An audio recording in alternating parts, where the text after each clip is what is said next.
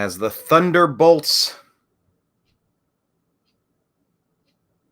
rage down from the heavens above outside the windows here in the New American Media office. I bring to you today's program. Yes, we're doing a program on Monday, July the 22nd. This is new. We do not normally go live on Monday, but you know what? I'm thinking we should be live every day, each and every day, every single day. Please hit like, please hit subscribe. Thank you very much. Please leave your comments. Your comments make the show so much more interesting, so much more fun. Thank you for being here.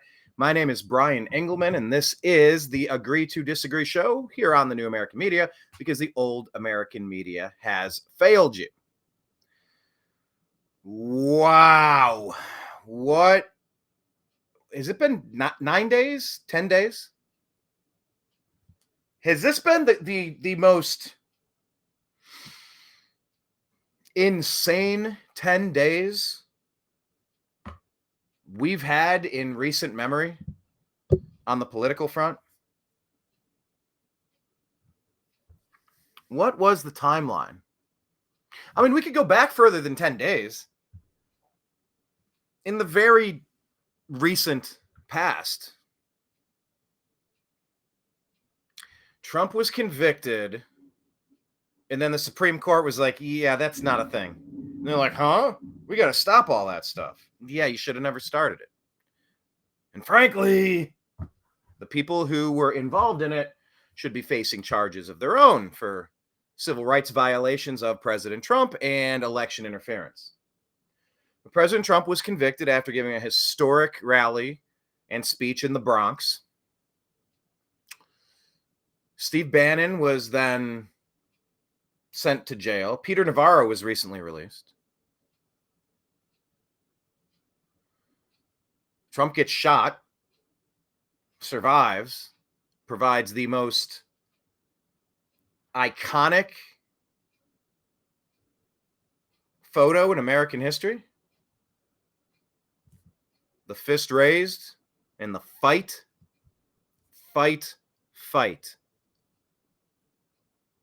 To get shot and not want to stay coward, but to get up and yell angrily.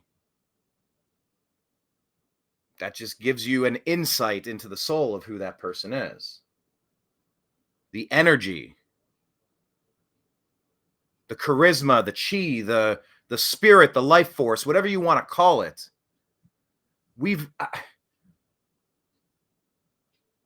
There's never been a fighter stronger than Donald Trump. We've had some really strong leaders in the past here in America, but it just seems like Trump has earned his face up on Mount Rushmore. Then Biden.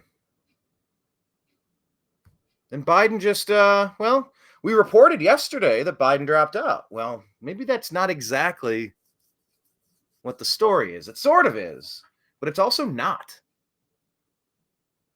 The signature verification. Well, look, we're going to get into all that stuff. There's a lot of questions now. People are calling for a proof of life on Joe Biden, former Vice President Joe Biden. Creepy Joe. Some people call him Sleepy Joe, but I'd say the deep state coup to remove Creepy Joe may or may not have just occurred. Read Ashley's diary if you want to know why. Watch him touching little kids and women to understand why. Look at his son Hunter to see what kind of degenerate he raised. There's a lot of reasons. I don't view Joe Biden as a kindly old gentleman trying to ride off into the sunset. And some are already speculating that he has. Now, I do not have kind words for this guy who sicked the entire Justice Department on President Trump because he's his main political rival. Is this Venezuela? That's what we're doing now. We're Venezuela. Lula going after Bolsonaro. But as I said yesterday, we're not thinking about this as Joe Biden. We're thinking about this as Barack Hussein Obama's third and most terrible term. His most honest of the 3 terms. I've often been asked, would you consider running maybe a third presidential term. I said, well, maybe if I don't know, had a earpiece in the basement and I could talk to someone and they could implement the policy, okay, maybe I could. Joe's been out to lunch this entire term. Who's been running things? Who's been actually in charge? It's been Barack Obama. It's been his team. And look what they've done. Now that they have an old white man to pin all the bad stuff on. Man, does that fit the Obama narrative, right? It wasn't the narrative in like 2000. It was right around the time 06, 07, 08 where that started coming in, where that mentality started becoming popularized by Barack Obama and his Marxist revolutionaries. We are 5 days away from fundamentally transforming the United States. Fundamentally transforming the United States. Open borders, tons of crime, tons of inflation, foreign conflicts, the biggest debt you could ever imagine, insanity in the schoolrooms, in the bathrooms, in the boardrooms, from DEI to ESG to... This is the legacy of Barack Hussein Obama. And so Joe Biden, well, he dropped out, but did he? We're going to get to that. And now it seems like a lot of people, not everyone, getting the impression that everyone is jumping into the Kamala Harris train. Woohoo! Don't use the word Kamala Harris and train in the same sentence. Montel Williams might be able to make a joke. I would not stoop so low.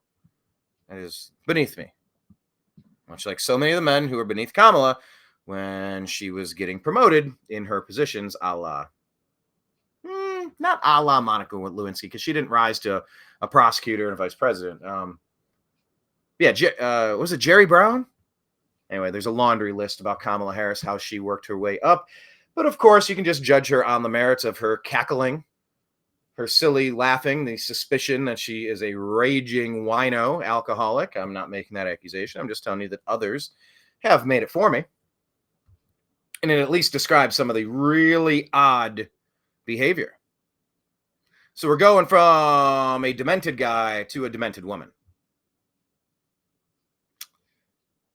Joe Biden was literally out to lunch. Kamala Harris has been smashing back wine while out to lunch, allegedly. That's what some people are saying. I'm not saying.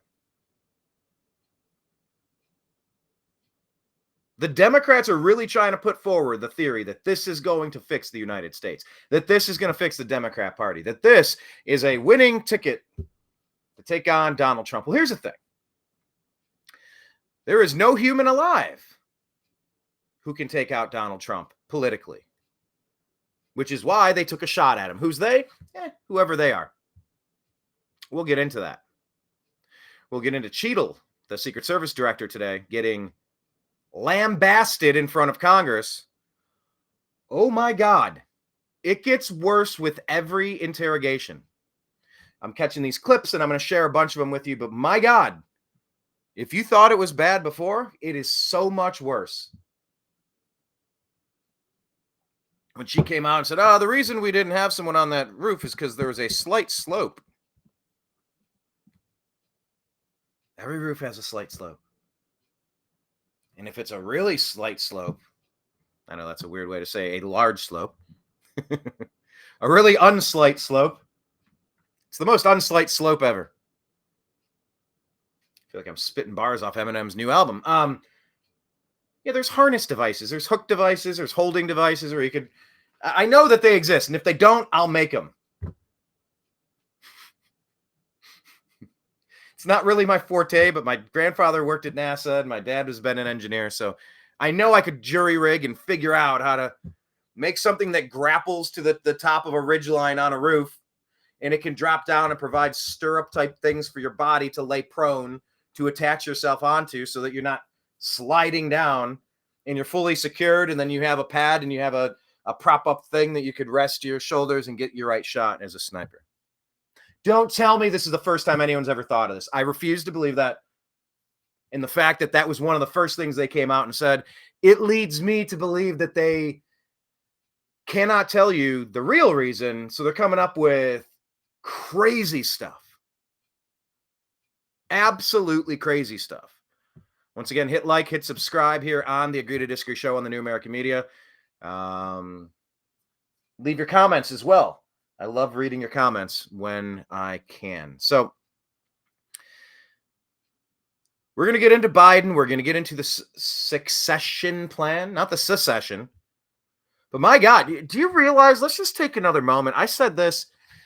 I really do feel like I've been doing shows every day for the past 2 weeks, which is very unusual. We've usually done our Agree to Disagree show on Tuesday and Thursday, 3 p.m. Eastern for about hour and a half, 2.5 hours roughly in between there. But I've been jumping on other people's programs. I'm inviting special guests onto our show. I'm doing extra shows.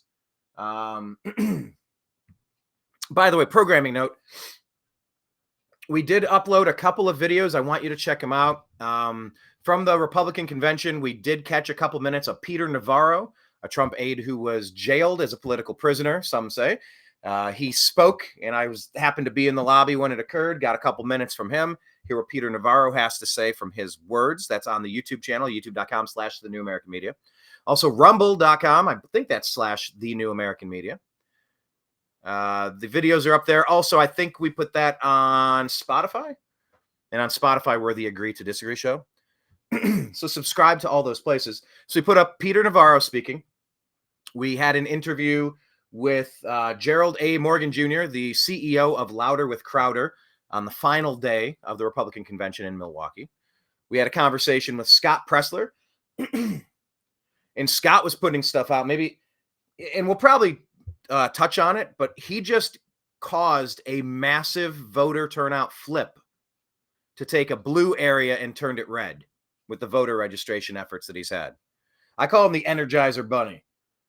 Where does he get the energy to just keep doing this? Getting out the vote. It is so crucial. So crucial. Bucks County in Philadelphia. The major Philadelphia suburban county, which voted for Hillary and Biden, is now red.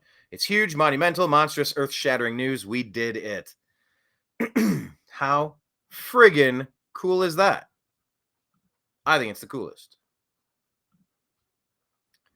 So we interviewed Scott Pressler, Gerald A. Morgan Jr. We got the Peter Navarro comments. Also had a sit down with Jim Hoft, who runs the Gateway Pundit. Gateway Pundit involved in very important vote. I don't know, what do you call it? Validation? Documentation? Trying to secure the vote. Trying to catch illegal acts. Pushing for less internet censorship. They're involved in court case. Probably, I think court cases is probably the easiest way to sum it up. But had a good conversation with him as well. So check out those channels. We have posted all of those videos. More is on the way. We talked to the mayor of Clearwater, Florida. We did a bunch of man on the street. We covered a protest, a BLM rally that started in the park and came over to the hotel where an event occurred. We'll be posting more of that as we go. I'm great at creating content. I'm great at consuming content. Honestly, I have to remind myself, stop consuming, start creating.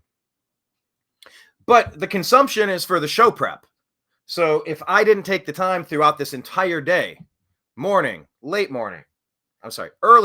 late morning, afternoon, early evening, to put all of this content on X, how would I be able to unpack it and work my way backward versus, this is the show prep. This is how we're doing it. So check out all of our footage, more to come. And if you want to scroll back, we have 1,500 videos over the past 13 years, including our trips to the DNC that was Philadelphia, the DNC in Philadelphia, and the 2016 Republican Convention in Cleveland. Lots of interesting interviews over the years. So let's go ahead and pull up the X feed. Once again, subscribe, hit like, leave your comments. And I want to go through what we know. Maybe a little disjointed, but I'm going to theoretically tear through this. But if I get another thought, I will take some sidebars. Here we go. As we scroll down, this is the one that we pinned. The look of it is so cool. If you can see this. This location was called Safe House. In this mural on the wall, it's all like 1960s era spy stuff, US versus USSR. Just the coolest backdrop ever. It says top secret and everyone's dressed up, and then like the disguises are changing as it rotates on the top there. So check that video out. Here is our live feed on today's show. Like, subscribe, share. All right, so we're going to play this for you here. Colin Rugg posting. I believe I just retweeted Luke Radowski sharing this as well. I think it was the same video. Ran into Luke briefly. See that dude everywhere.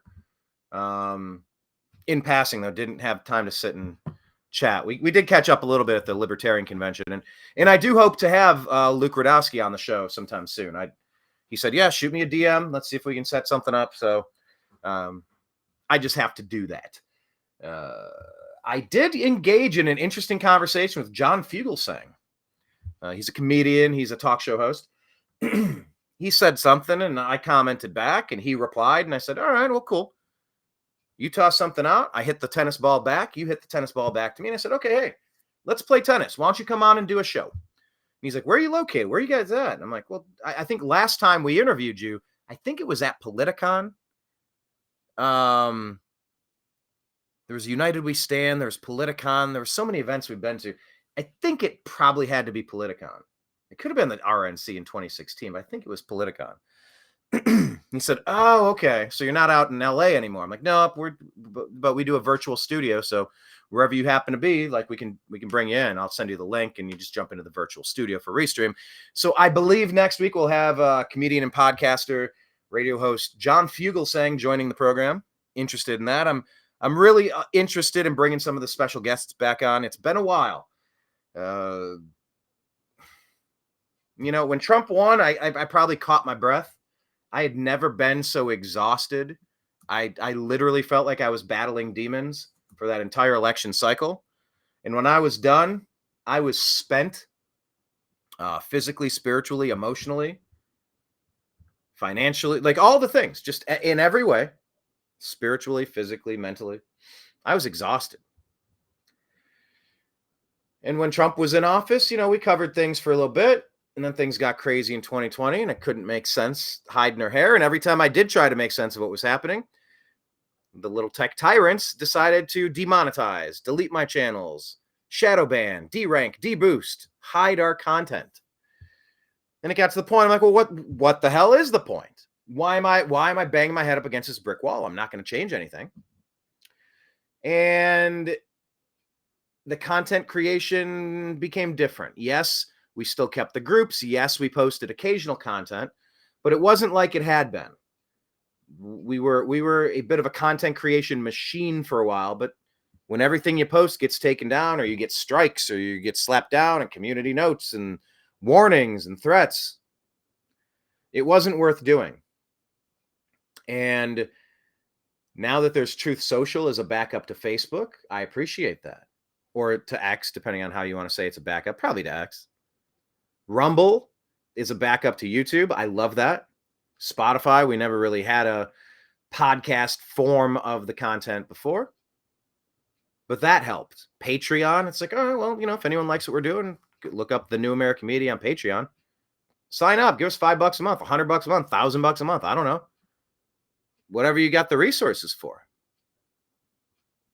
Because as I mentioned on the last show, every time we hit a convention, when we went to the Bronx and the Libertarian Convention a month ago, there goes $1,000. When you go up to to Milwaukee, there goes $1,000.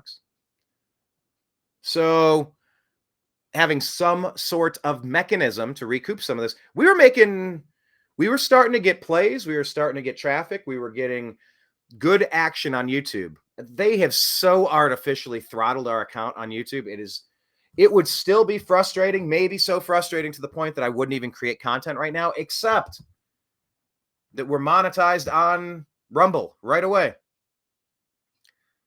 And it's just so interesting. We have like 80 subscribers on Rumble, and we'll get 1,000 views on a video. I can't remember last time we got 1,000 views on YouTube. YouTube stifles them at like 40, 60, or 80 views. 20, 40, 60, 80. If they're feeling generous. Thank you, Alphabet. May I have another? If they're feeling generous, we might get to 60 or 80. But we have close to 6,500 subscribers, 1,500 videos in 13 years on YouTube, but they won't let anyone see it. People are actually checking out our content on Rumble, so I'm just super excited to have that. So look forward to John Fugelsang joining us next week. We have a whole bunch of other guest appearances in the pipeline, and several more conversations will occur in the next couple of weeks trying to get other guest host action on the program. Guest interview, guest host, however you want to call it. Depending how much time people have. I love doing deep dives and getting the backstory. I've been talking with Larry Elder, trying to find the right time to bring him back. I loved our background deep dive stories. Like he's been on several times, and when you can just kind of let him go for a while, his story, it's so good to hear. It's a powerful story. Him and his dad, and how he grew up, and how he learned work ethic, race relations, family, politics. It's just, but if we just book into a show and it's like we're just jumping into the news of the day, I really feel like we can't even warm up. We can't even crack our knuckles until we get into the 2-hour mark. Speaking of warming up and getting into the 2-hour mark, if you are in desperate need of some laughter, and I would posit, I would put out there for you that all of us are in some desperate need for laughter, by the way. Go to the Kill Tony podcast on YouTube. Shane Gillis and Adam Ray doing a Donald Trump and Joe Biden panel. Oh my gosh, is it funny? Shane Gillis, he's always done a good Trump, but his Trump now, even with Saturday Night Live, they didn't really get the makeup right. And I don't think Shane really had his Trump dialed in exactly. But my, oh my, it is dialed in right now in that creepy 1,000-yard stare from the Joe Biden character. It's so funny. Watch it, the Kill Tony podcast, Trump and Biden. Wow. We all need some more laughter, and that one just got me. I was able to put it on, and I'd glance at it occasionally, just mainly listening to it because I was driving back from the convention this week. A few days ago. And laughed out loud 100 times. And the little mannerisms, like now that I've had a chance, I've go back and watch, and I've rewatched some of it. I like watching reaction videos to the thing. Oh, the mannerisms are so perfect. All right, let's get into today's news. Colin Rugg saying, just in, Representative Eli Crane shares video taken from a second-floor window that Secret Service allegedly had access to that overlooked the roof that Thomas Crook shot from. Are you kidding me? This Crane guy allegedly traveled to Pennsylvania to see the crime scene for himself. Representative Eli Crane. There we go. Sorry. Not allegedly, but yes. This video was taken from one of the windows the Secret Service had access to overlooking the entire roof. Makes you wonder how on earth they allowed the shooter to access the roof, let alone crawl up it and fire several shots. Crane also climbed on top of the roof where Crook shot from, revealing just how close he was able to get to Trump. I want everybody there. It's been 9 days. The head of the Secret Service hasn't even been there, folks. We'll get to that. Check this out. They're saying this is where the shot came from, and they were looking at him from the window, and they were just waiting till he did it. That makes zero freaking sense. Zero. Unless it was a planned hit.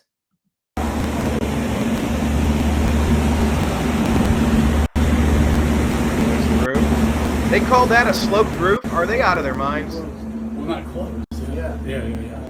All right, guys, I'm up here on the building where the supposed sniper took a shot. Supposed sniper. Because, of course, there are reports that there was somebody up in the water tower. There's also thoughts that maybe somebody was in a building, maybe that building underneath, that took the real shots. They just had the patsy on top to make sure somebody took the fall. That was interesting that the representative used that phraseology. Supposed sniper took a shot. It's not that steep at all. Just had a 70-year-old man back here climb up on the roof easily. You see that water tower behind me? Had Secret Service or anybody had sniper teams up there, this guy wouldn't have made it 5 feet up this roof. He would have been taken out. Behind me, you see the windows that Secret was supposedly in the second floor of this building behind. You should wonder why they weren't able to quickly dispatch the individual. And then behind me, back over here where those red roofs are, that's where the stage was set up. That's where the president was giving his speech from. My God. A lot of questions in Butler, but we look forward to doing oversight and getting to the bottom of it and making sure it never happens again. That is the most obvious location that you'd have to guard. That makes zero freaking sense.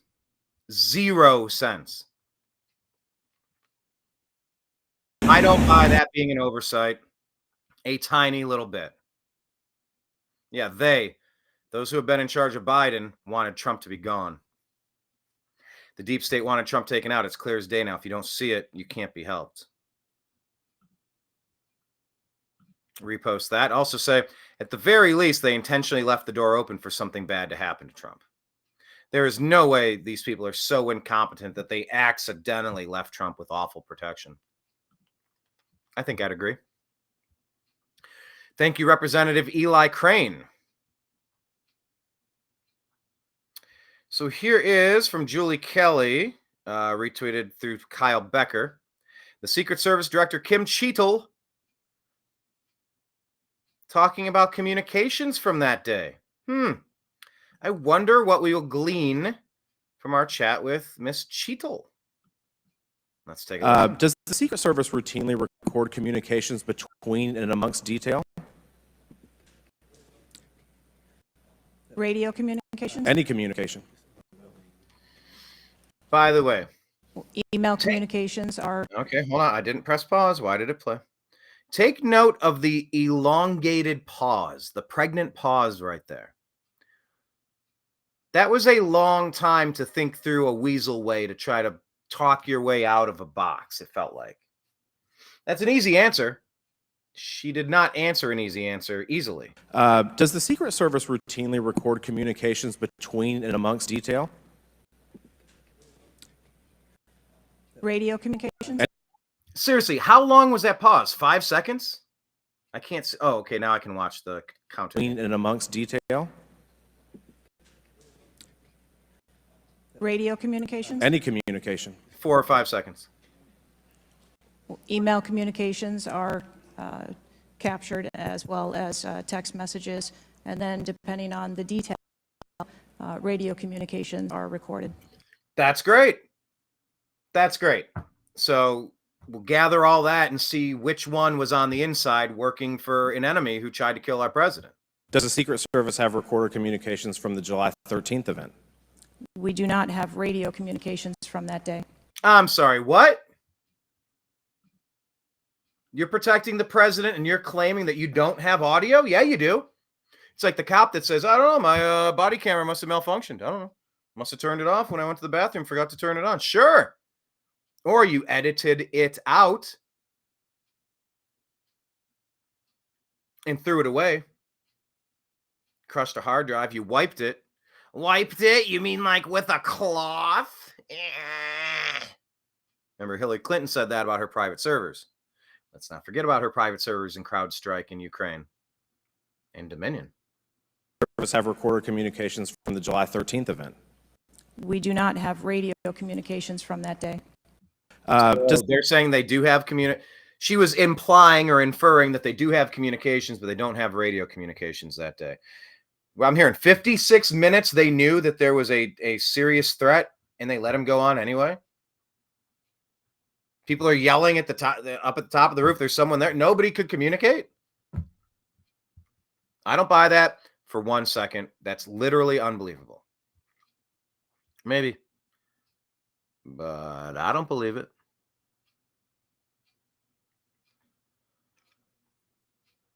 Oh, is this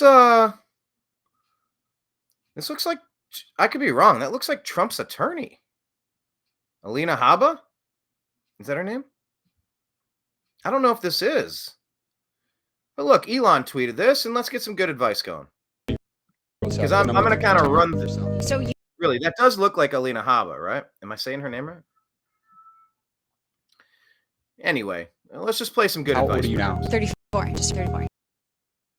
What's the best piece of advice that you would tell yourself? You're having a conversation with your 20-year-old self. What's the number one thing that you would tell your younger self? So you have to understand that who you are today is a set of programs. Your brain is a computer system, and who you are is just what your parents taught you, what your institutions taught you. If you were in religious structures or sports or anything, that's who you are. It's a program in your brain. So if you don't like your situation, you feel like you're limited, you feel like everybody else is like crushing it and you're not, it's just because your program has a virus and you have to rewire your mind. So meditation, mental rehearsal. You know, I worked with Sports Illustrated for the last couple of years and nobody talks about this, but like Steph Curry meditates before a game. He visualizes. Michael Jordan said it was just as important to spend time in the mind gym as it was the mental gym. Kobe believed every shot he took, it was going to go into the net. So everything's a mind game. Like, that's all it is. And once you program yourself to win, you can only win. It's the only option.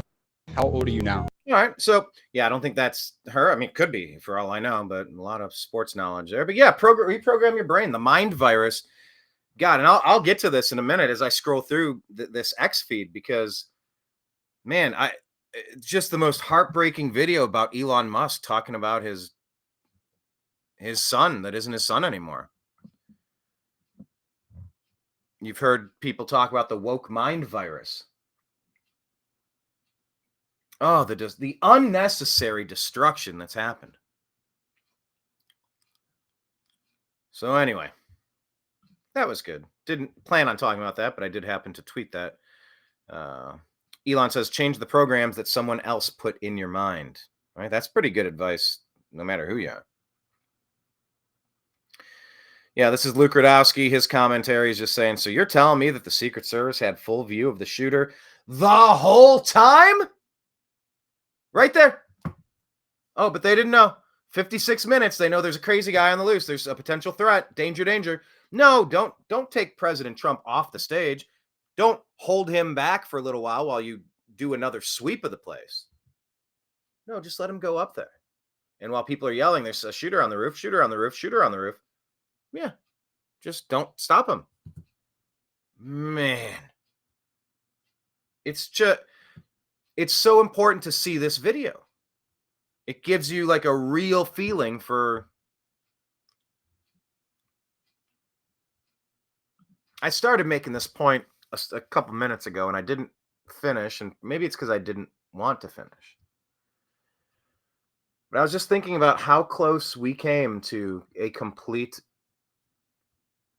chaos. I don't know how I'd be feeling right now. I don't know what dominoes would have been set in action if they were successful, whoever they are, in taking out President Trump. Well, why are you saying it's they? It's only one guy.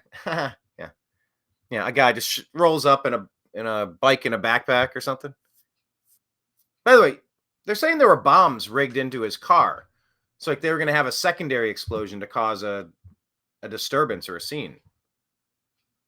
Anyway, there's so much about this happening that doesn't make any sense. I'm just eternally grateful that this was avoided. I don't think there might never be in the clear. There might never be such a thing.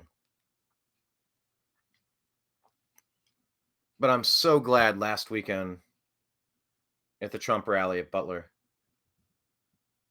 I'm just so grateful we're on the timeline that guy missed. Or those guys, or could have been a girl for all we know. There were thoughts that dorky shooter was trans, but no confirmation there. This is a long show. Yeah, so they're saying that Cheadle nuked the radios and DHS has lied again. All right, foreign policy here is tweeting that the common perspective that violence is somehow un-American misses a key point. Assassinations and assassination attempts targeting high-level officials has been taking place for decades. I mean, what a shot. What a photograph here. It almost doesn't feel real.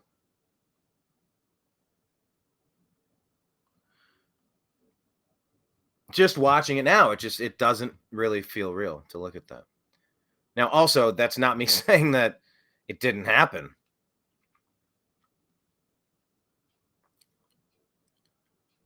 Let's click on something that AOC had to say today. I mean, look, we are truly in an upside down universe when AOC makes sense. But let's give it a shot here. Or let's give her a chance to speak. Use some different phraseology. Talking to the Secret Service director, Cheadle. Established earlier that the building upon which the shooter operated from was outside of that established perimeter, correct, for the Butler, Pennsylvania event? It was outside of our secure perimeter, yes. Now, that building was, I believe, 500. How far away was that building from the president? It was approximately 200 yards. 200 Oh yards. my God. Now, the individual used an AR-15 in order to act out his assassination attempt. An AR-15 has a range of about 400 to 600 yards. My question is, why does the Secret Service perimeter, why is the Secret Service protective perimeter shorter than one of the most popular semi-automatic weapons in the United States? We are in a cuckoo clock because that's a perfect question. I will always give kudos to somebody, even if they're 95% on the wrong side of every issue and they're lying through their teeth half of those 95% of the times. I will give kudos. It's kind of like that Bill Maher effect. He says a lot of really wonky stuff, but he also says a lot of stuff that's spot on. He really does ruin it by going wacky with his Trump derangement syndrome stuff, but he gets a lot of credit for settling on normal issues and taking the right perspectives and viewpoints. Well, what do you mean right perspectives? There are right and wrong perspectives on things. There's no way that a building 200 yards away should be outside of the secured area for Secret Service protection. That is a correct answer. What I just said. There's no interpretation. There's no margin of error. And there's no preference there. That's a fact. And she asks a perfect question. Let's hear how our Secret Service director, Cheadle, responds to a perfect question. There are a number of weapons out there with a number of ranges. Again, an advance was completed. Okay. Once again, what the actual hell is she talking about? I've seen this all day going through, combing these so I can give you these comments. That, I don't know, was it 8 hours, 10 hours, 12 hours of testimony today? I've distilled it down to maybe 10 clips so you can kind of get some of the highlights. She's asked a direct question. She starts talking about a brontosaurus. She's asked a direct question. She reminisces about the time 3 weeks ago she was at Dairy Queen. She's intentionally not answering the simple question,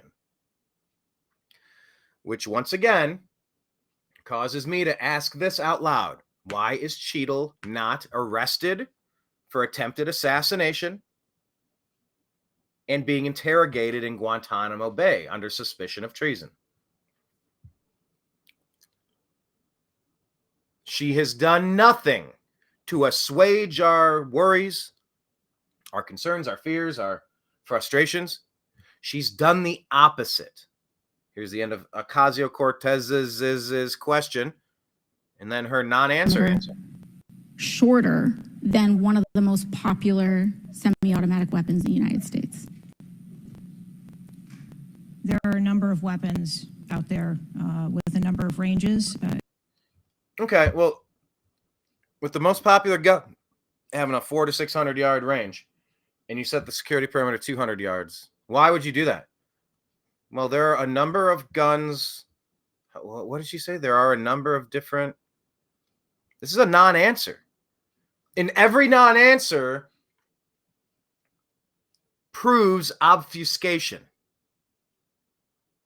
She's proving that she's lying by not answering the simple question. Than one of the most popular semi-automatic weapons in the United States. 3-second pause. There are a number of weapons out there with a number of ranges. Oh, are there? And an advance was completed. The determination of the perimeter, I'm not going to speak to specifics, but there are a number of factors that are taken into account when we determine our perimeter. Some of it has to do with terrain, some of it has to do with buildings, some of it has to do with assets and resources that are available. There is no way that you leave a rooftop 150, 130 yards away, 1 football field away, unattended. There's no way. It's literally the first thing that you would do is take care of that roof and the tower.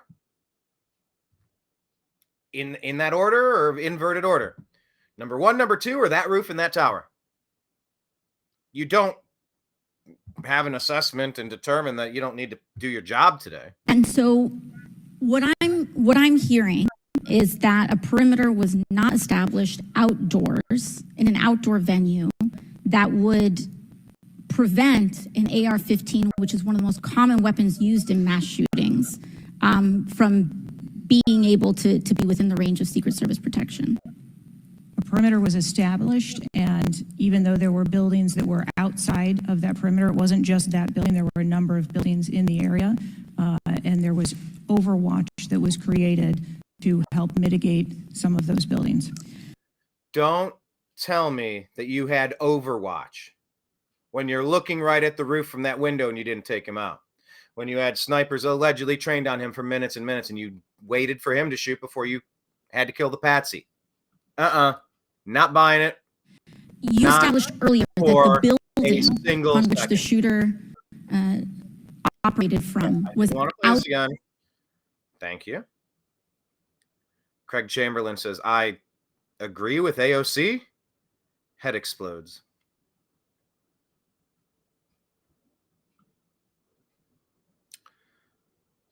So we said, maybe given the subject matter being discussed, another turn of phrase could have been used, then head explodes.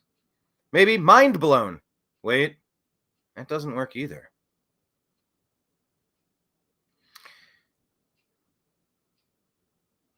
Yeah, so this was our reaction to AOC. They say a broken clock is right twice a day. No matter how wrong a politician usually sounds, we'll always applaud good opinions, no matter how rare.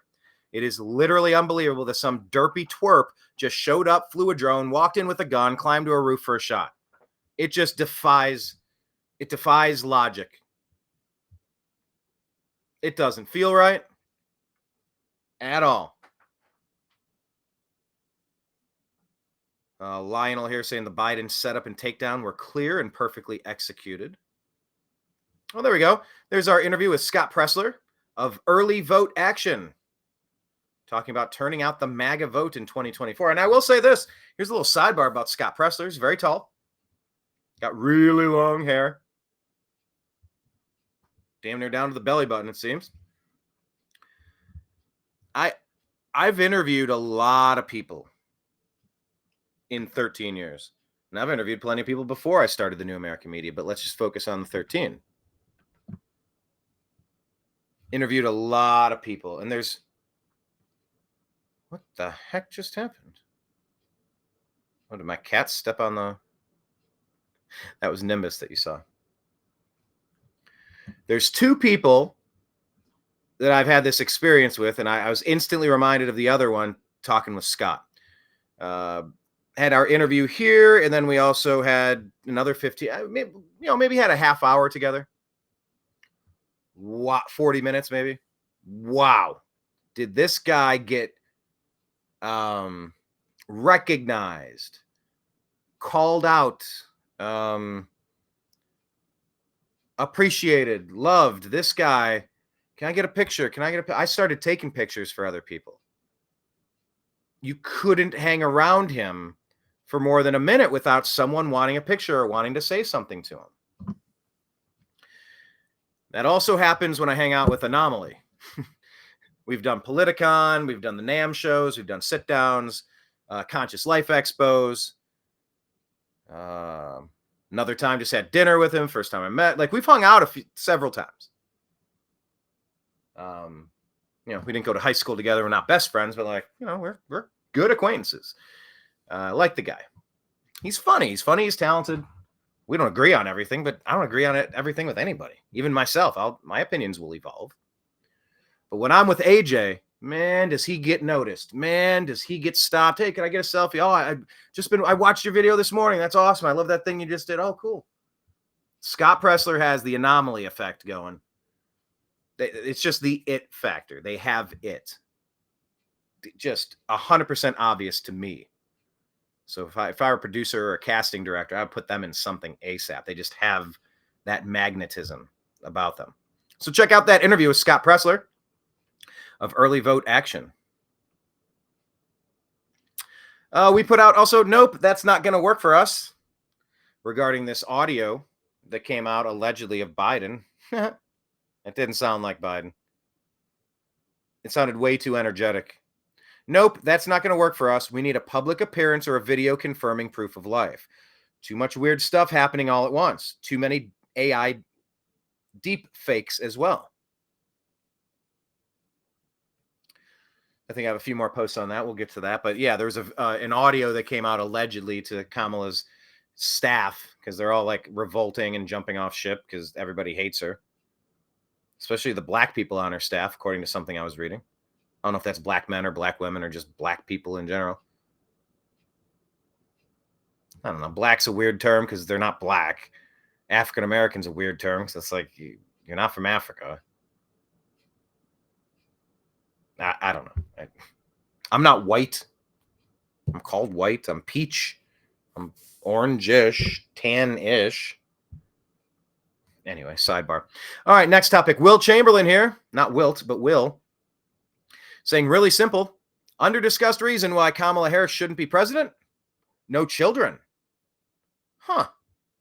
How do you feel about that? Do you think lack of children should be something that disqualifies you from being a president? I think that definitely changes the kind of empathy that you have. I mean, look at Donald Trump. He was at the convention and he had all of his family, so much of his family. Ivanka definitely took more of a back seat this time, but man, they had Kai Trump step up, the daughter of Don Jr. Loves her grandpa. And she said, I wasn't planning on talking, but after what happened, like, yeah, I want to humanize you. Melania's statement was so good. Humanizing Trump, it was so good. The family, like, family makes a difference. I know it does. Do you want somebody that's untethered to future generations and have a concern for, the next generation? If you don't have a member of the next generation to care about, are you going to approach geopolitical affairs and financial affairs and all these important matters? Are you going to care the same way? That's not to say that someone without a kid isn't going to care. But do they care the same way or the right way? Would it be disqualifying to not have family like that? No kids. I don't know her situation, if she's able to have kids or not. I mean, if that happens, and, you don't need to look down on anybody if that's the situation that they're in. Or was it a conscious decision to put career over family? There's a lot of girls that did that. Remember Harrison Butker, the kicker of the Kansas City Chiefs, came out at a commencement speech and said, hey, congratulations, you graduated. Now, ladies, let me talk to you for a second.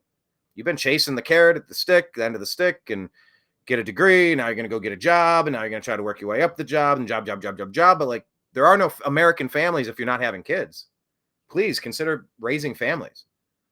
There's a lot of women, not me, I'm not a woman, but there's a lot of women who have had incredible regret for prioritizing a 40-hour work week in the rat race to the joy of restocking the fish tank, restocking the pond after you went fishing. I guess for generations now, kids have been taught, i.e. indoctrinated, to hear that, like, the earth is overpopulated. Georgia Guidestones, you have to keep the population of the planet under 500,000. Okay. Too many people. And it's like smart people like Elon Musk, they're going, no. From Japan to the United States and a lot of places in between, there is a crisis of lack of children being born. It's a population crisis in the opposite way. We need more families started. So that's a question of the day. Agree or disagree with Will Chamberlain saying a really simple underdisclosed reason why Kamala shouldn't be president? No children. I think it's an interesting thought. I hadn't thought of it once until he said it. And now I think I get where he's coming from. But let's listen to you. Okay, now here's the video. We replied, nope, we need video, proof of life, do it now. So this is Greg Price reporting. Breaking, Joe Biden just called into the event that Kamala is having at her new campaign headquarters. This is the first time anybody has heard or seen from him in 5 days. 5 days. The comment is that he sounds terrible. Well, maybe. I actually thought he sounded too strong. What say you? Let's play it directly for you. This is Biden calling in to Kamala's headquarters, allegedly. Okay, so we're going to get done. And so say hello to Kamala if she can hear me. I know she's going to be speaking shortly. And I wanted to say to the team, embrace her. She's the best. I want to call today to thank everybody in this effort. I know yesterday's news. By the way, something interesting there. When someone did the woo in some claps, he didn't stop to let the clap subside. The talking continued as if it was pre-recorded. I say to the team, embrace her. She's the best. I want to call to thank everybody in this effort. I know yesterday's news was surprising and it's hard for you to hear, but it was the right thing to do. I know it's hard because you pour your heart and soul into me. So help us win this thing. Help me get this nomination. Help me win the nomination, and then go on to win the presidency. But you're an amazing team. But we've got a great. I think we made the right decision. I know how hard you've worked, how many sacrifices you've made. How many of you uprooted your lives for me, and the kind of commitment few people make for anything these days, but you made it. Let's listen. So that's a question of the day. Do you believe that was an actor or AI or Biden? I'm going to go AI.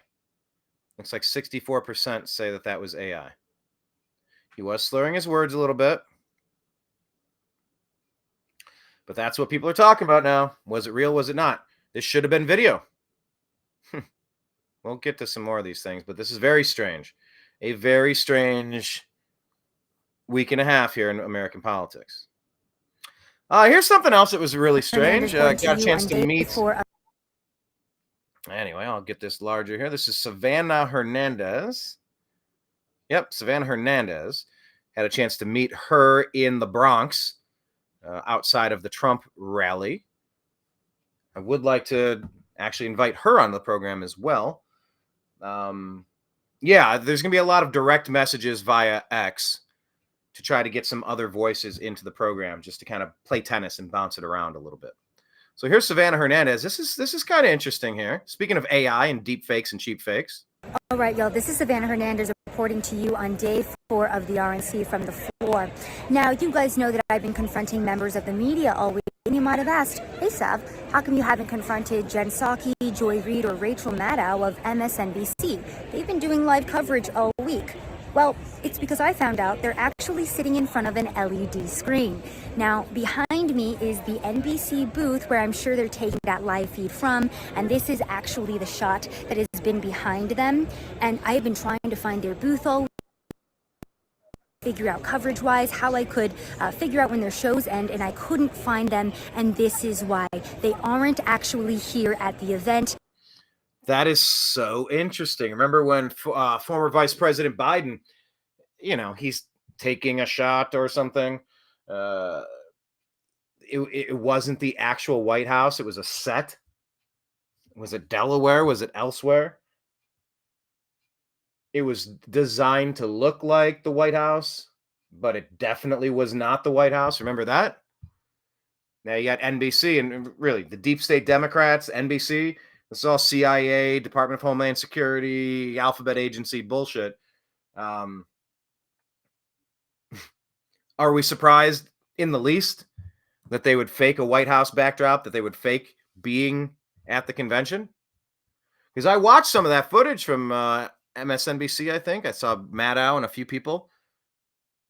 And it's just in passing, so I might be misremembering. But I believe it really looked like they were up at the convention and they were there live. She's saying, no, that was yet another scam and yet another fake, yet another Hollywood distortion from the deep state dirtbags. The live coverage that they're doing is not from the conference, and it's actually kind of fake, if we're being honest here. So just wanted to give you an update as to why there won't unfortunately be a confrontation in which I'm able to ask Joy Reid, hey, you have been pushing conspiracy theories all week that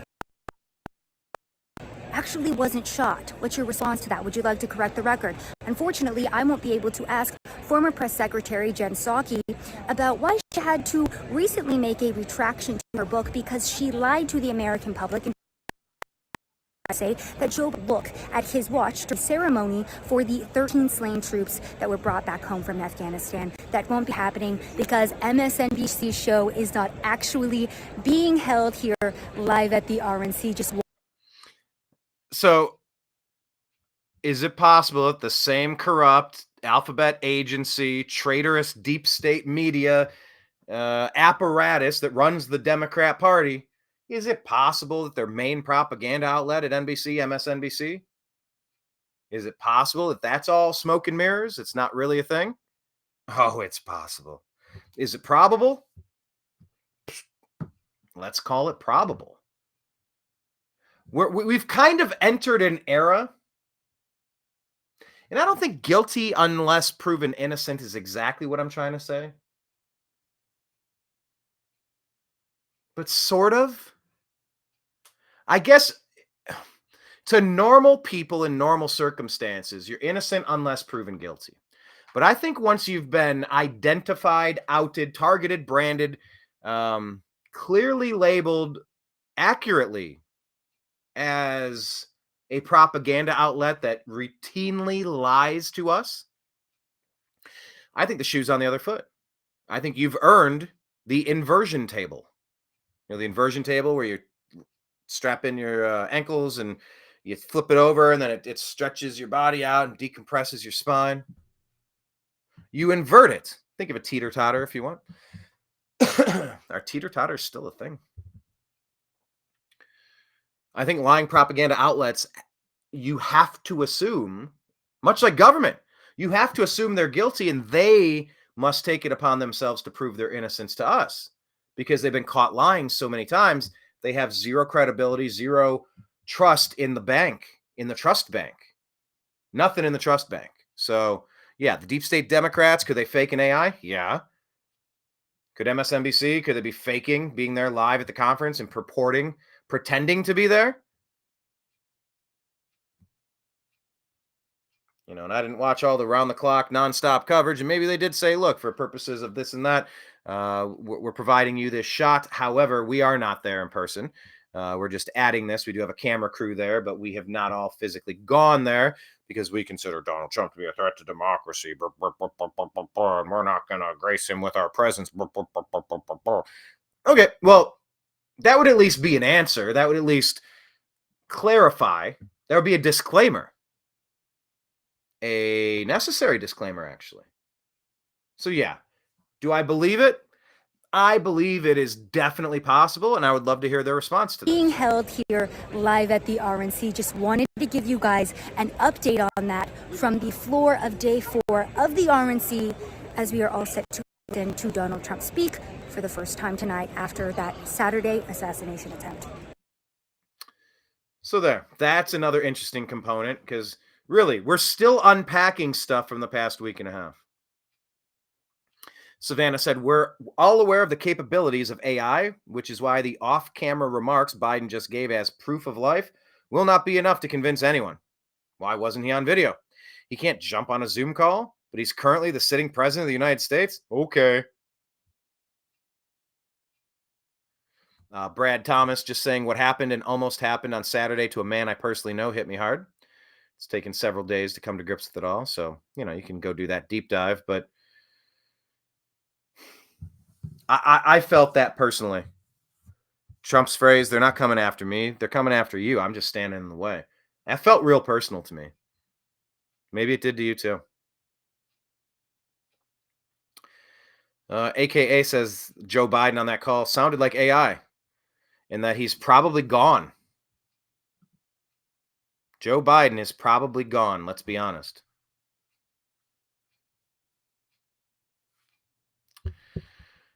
Could you imagine if Joe Biden is gone? 5 days. Remember he said, if I ever have a disagreement, maybe I tweeted this earlier. Some really strange line that if I ever have a disagreement with my vice president, I'll develop a cold and go away or something. Develop a disease and go away. It's like, I'm sorry, what?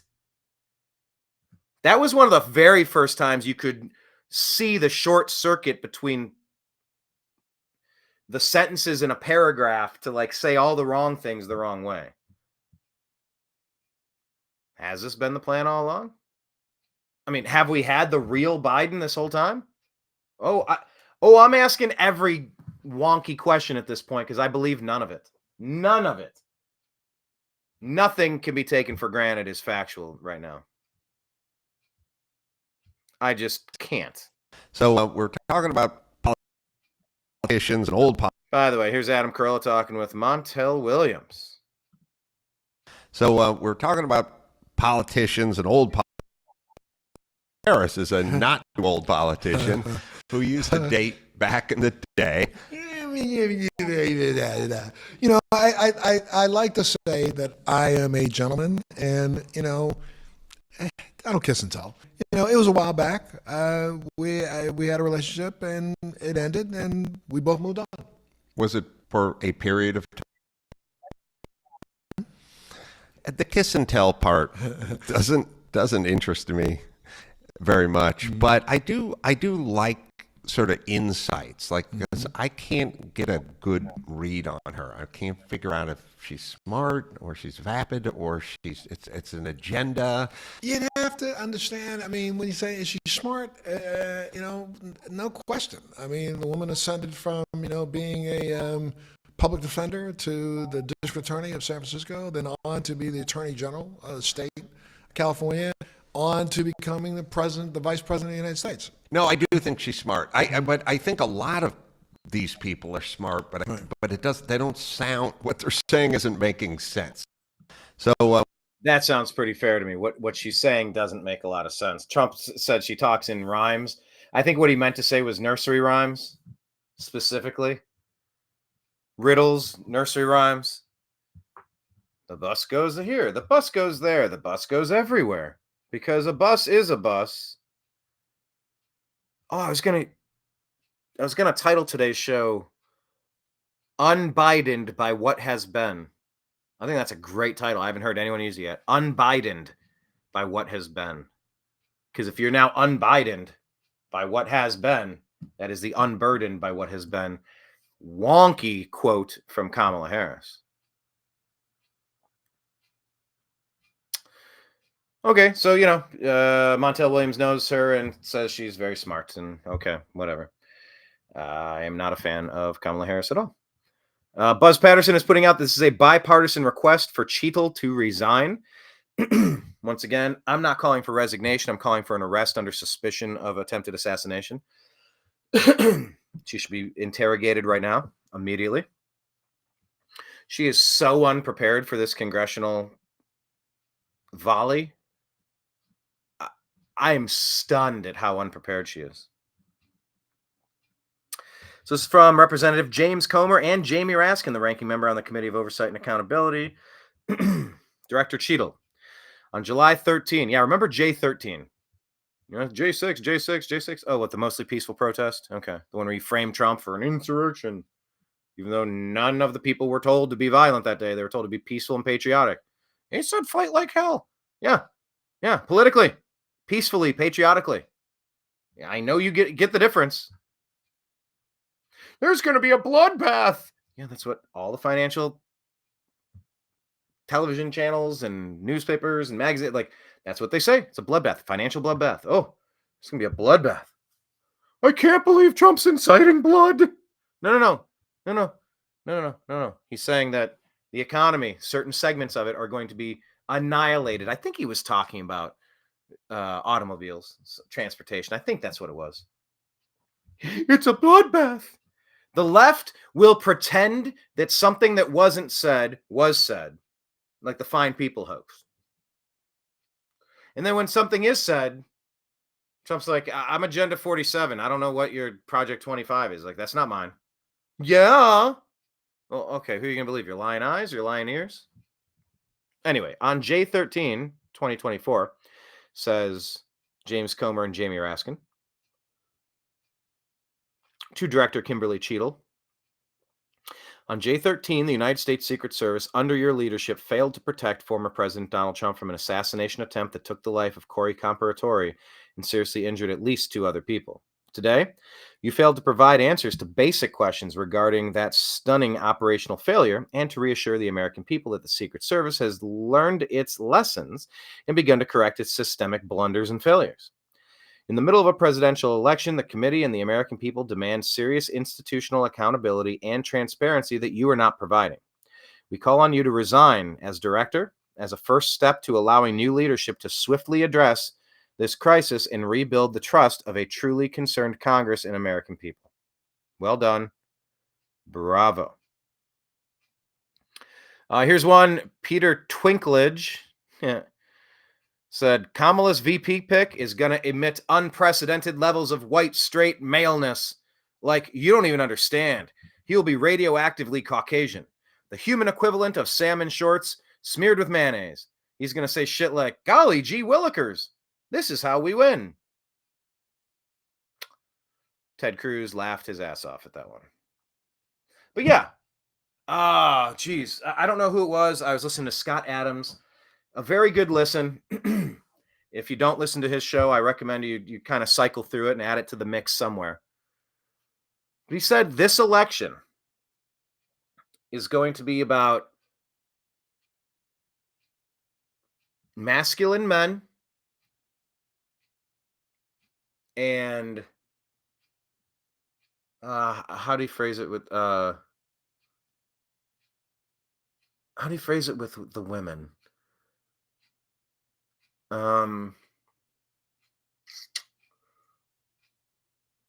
There we go. I forget who Scott Adams referenced, but the point was this.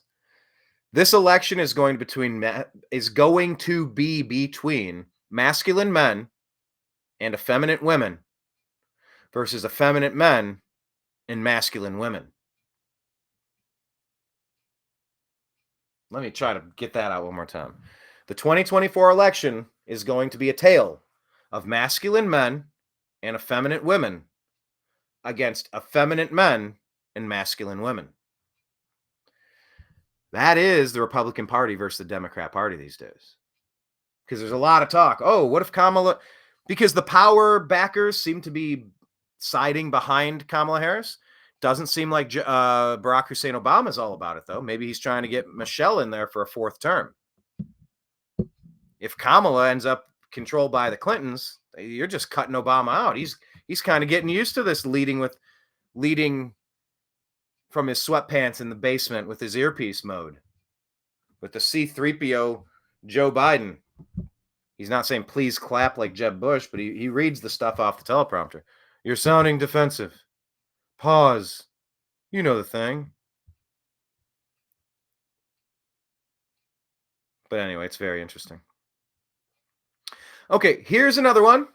Boca Vista is saying Laura Loomer. She was the first to report that Biden had a medical emergency on Air Force One. She was viciously attacked as a liar. She was even community noted. The problem is she was right. Her report is now validated. Good for you, Laura. This here, what they're talking about is Laura Loomer when she said, what was it, 7-5. God, it's been that long? 17 days ago? She said Joe Biden is reportedly having a medical emergency on Air Force One right now. Press access has been removed. Readers added the context. The White House press pool verified Joe Biden landed without incident as scheduled in Wilmington, Delaware. And President Biden can be seen departing on his own from Air Force One as well. This here is a post from Amuse on X. Did President Biden suffer a medical emergency in Nevada? So Charlie Kirk is now reporting that a source close to the Las Vegas metro revealed that Joe Biden's trip was cut short not due to COVID, but because of an emergency requiring immediate transport to University Medical. The plan was suddenly changed with the U.S. Secret Service deciding to medevac Biden to Johns Hopkins instead. Rumors within the police department speculated that Biden might be dying or has already died.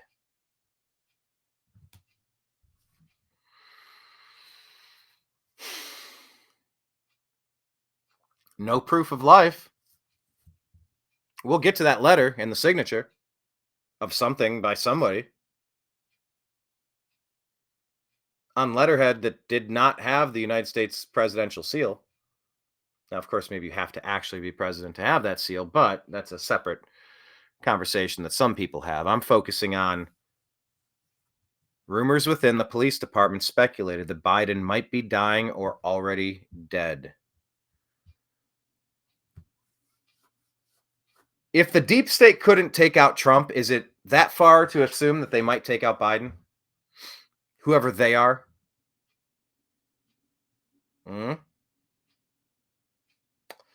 Biden was adamantly refusing to step aside.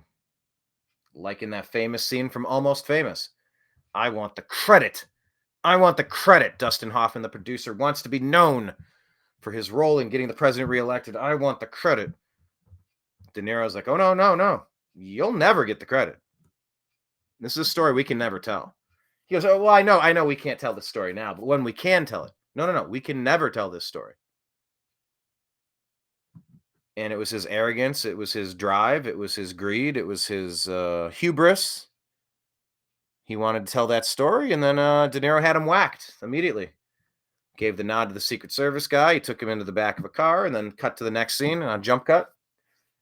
Tragedy in Beverly Hills today, as esteemed producer such and such was found dead at the age of such and such.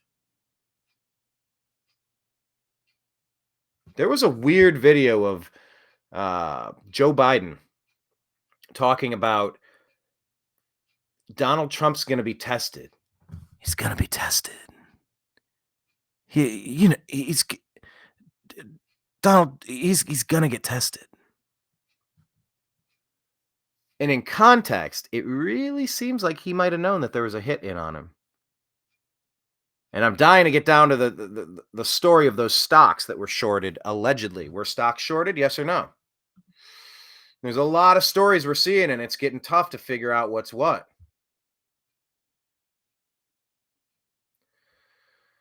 I'm just trying to figure it out, and we figure it out together. We talk about what's in the news, and please leave your comments. Like the show, subscribe, please.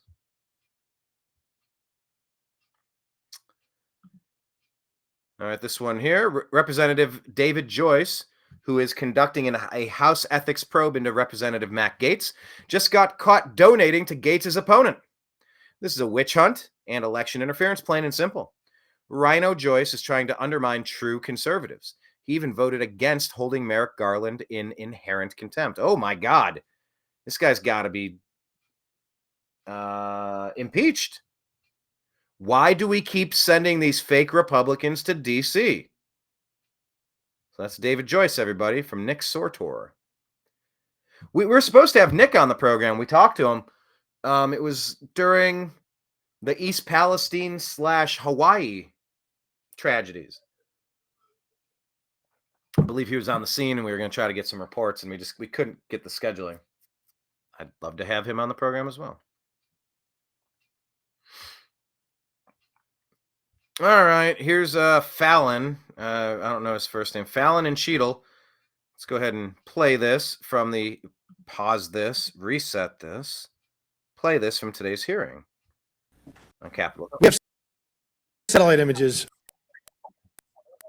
of the site. No, I have not. 9 days and you have not visited the site. You should have been there that night. Did you talk to, that evening, did you talk to the team, the heroes that surrounded the president? Did you call them that night? They were still operational work. So that's an answer is no. Did you call them the next day? President. How in the world did she not call them immediately?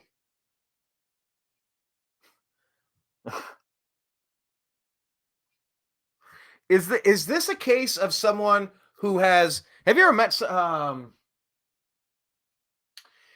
believe it was not South Park. It was a Family Guy episode.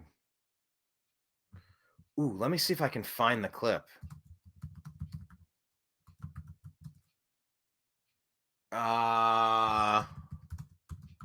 Sorry, bear with me. I hope I can play this without running afoul of the censors, but I'm using it in fair use. This is so funny. Let me pull up this screen. I think I can just clip to it to share this tab instead. This is who Cheadle reminds me of. I'm kind of blown away by this right now. Okay, it is up on the screen. Good. Let's play this for you. This is like Cheadle talking to Congress. We've got your typing test here and all the pertinent data about your That's good. background and skills. And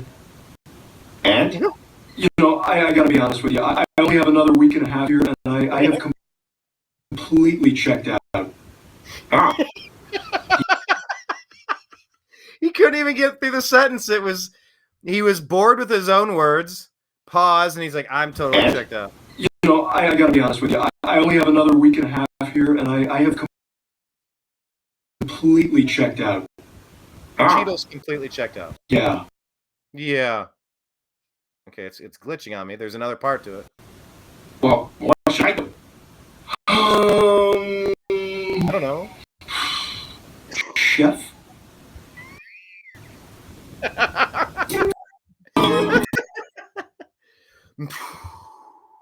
Chef? Yeah, that's what it feels like Cheadle is. She's completely checked out.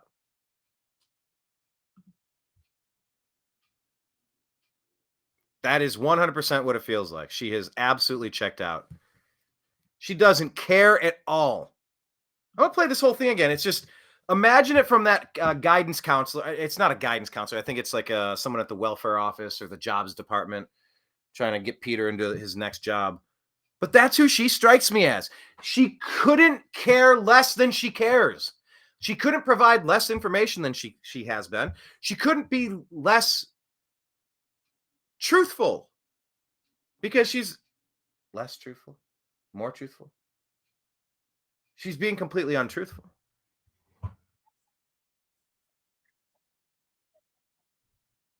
No. Unbelievable.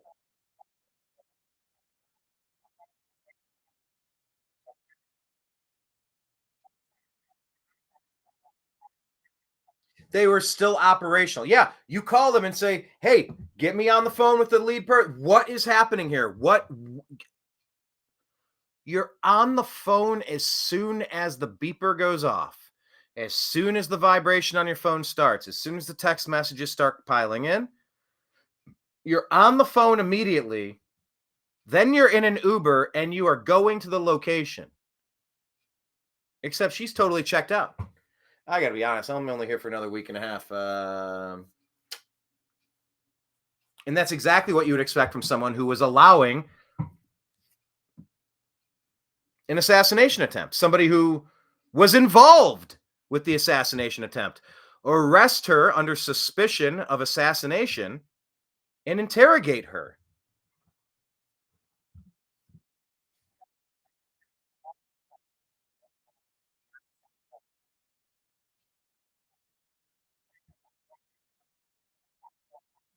So she tried to say it was the next day. No, it was 72 hours. She waited 3 days.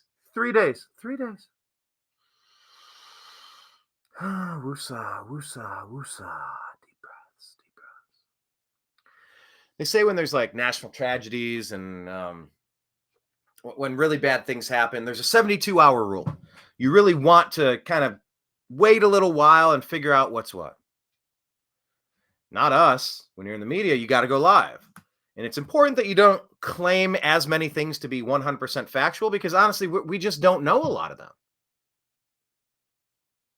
So in those situations, we don't know what we don't know. So we should at least be cautious in what we're claiming to be 100% fact. What do we do here at the New American Media? We unpack this each night, each day. Follow us on X at American_media_, please. On Telegram at TNAM and TNAM Chat. On True Social, the New American Media. Patreon, the New American Media as well. 3 days. You're supposed to have a 72-hour rule where you just hold tight and you don't put your foot in your mouth, but we have to go live. In her case, it is crisis management. You get your ass there immediately. What could she have been doing for 72 hours instead of getting on the scene and talking to everybody in person to find out what in the actual fork has happened?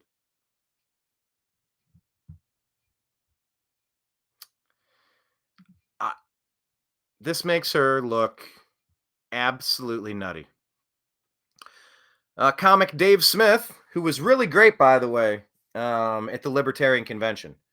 He was very pro-Trump, at least amiable to, look, we can get a few things if we work with him. He's came here to ask for our vote. He said, if you elect me, I will put libertarians into my cabinet. I want better people around me this time around. Dave Smith was sharp about that. A lot of the other shrieking libertarians really embarrassed themselves there. But Dave Smith did a good job. I talked to Dave. He said, send me a direct message. I'll see about coming on your show. So here, let me write down Dave Smith so I don't forget. Who else did I say? Dave Smith. Who else do I have to text? That's why I got to write it down. I kind of buzz past him and forget who I need to follow up with. Anyway, Dave Smith says, if Secret Service Director Cheadle was attempting to convince you that this was an inside job, she couldn't be doing better. 14,000 likes on that one.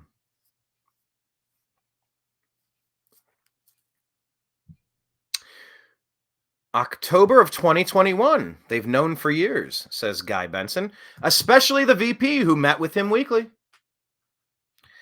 This says, President Biden had just finished trying to persuade a group of congressional Democrats to pass a $1 trillion infrastructure bill when Nancy Pelosi, then the House Speaker, took the microphone.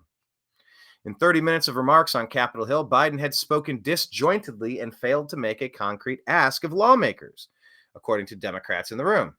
After he left, a visibly frustrated Pelosi told the group she would articulate what Biden had been trying to say, one lawmaker said. It was the first time I remember people pretty jarred by what they had seen, recalled Representative Dean Phillips of Minnesota, who would go on to mount an unsuccessful primary challenge against the president. That was October 2021. That month was the last time Biden met with the House Democratic Caucus on the Hill regarding legislation. And Kamala has been enabling it. Something to be aware of. They've been lying to you. Biden's been a train wreck for at least 4 years. That's why he didn't campaign. He can't campaign.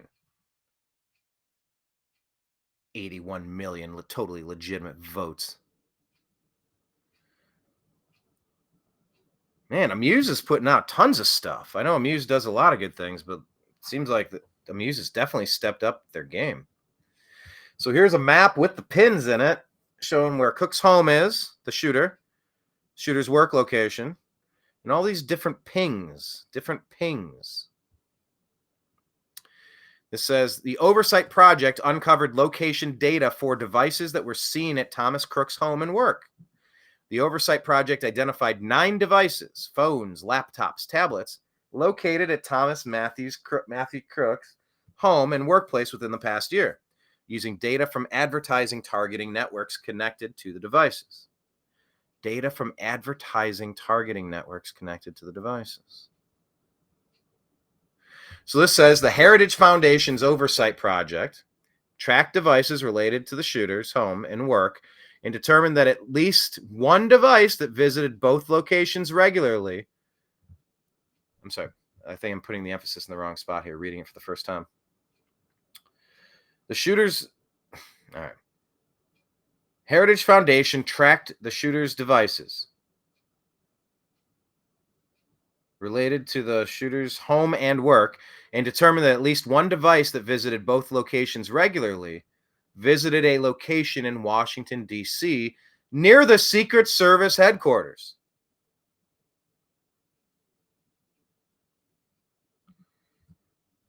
Now, what is this? Assassination info drop from Oversight Project. We found the assassin's connections through our in-depth analysis of mobile ad data to track movements of the shooter and his associates. To do this, we tracked devices that regularly visited both the shooter's home and place of work and followed them. This cannot be business as usual. Business as usual almost got real Donald Trump killed. Why a special commission, not a task force, is needed. Congress has already shown an inability to compel information, fact-find, and bring accountability. Ryan Walker saying the Secret Service's failure to protect President Trump and his supporters is unacceptable. The American people deserve answers and accountability. I join my colleague Mark Morgan in calling for an independent commission to investigate and ensure that this never happens again. Wanting an overhaul. So it says someone who regularly visited Crook's home and work also visited a building in D.C. located in Gallery Place. This is in the same vicinity of an FBI office on June 26, 2023. Whose device is that? All right. We're asking questions. Another device linked to Crooks through Plymouth, Massachusetts. Traveled to Plymouth, Mass via Pittsburgh to Boston flight. Got to get this information out there because maybe somebody can connect the dots. A device linked to Crook's work that traveled to Butler, PA on July 4 and July 8. Then this device stopped all activity on July 12. The day before. Isn't that weird? Near Bethel Park Skilled Nursing and Rehabilitation Center in the Home Depot. One device went to Allegheny Arms.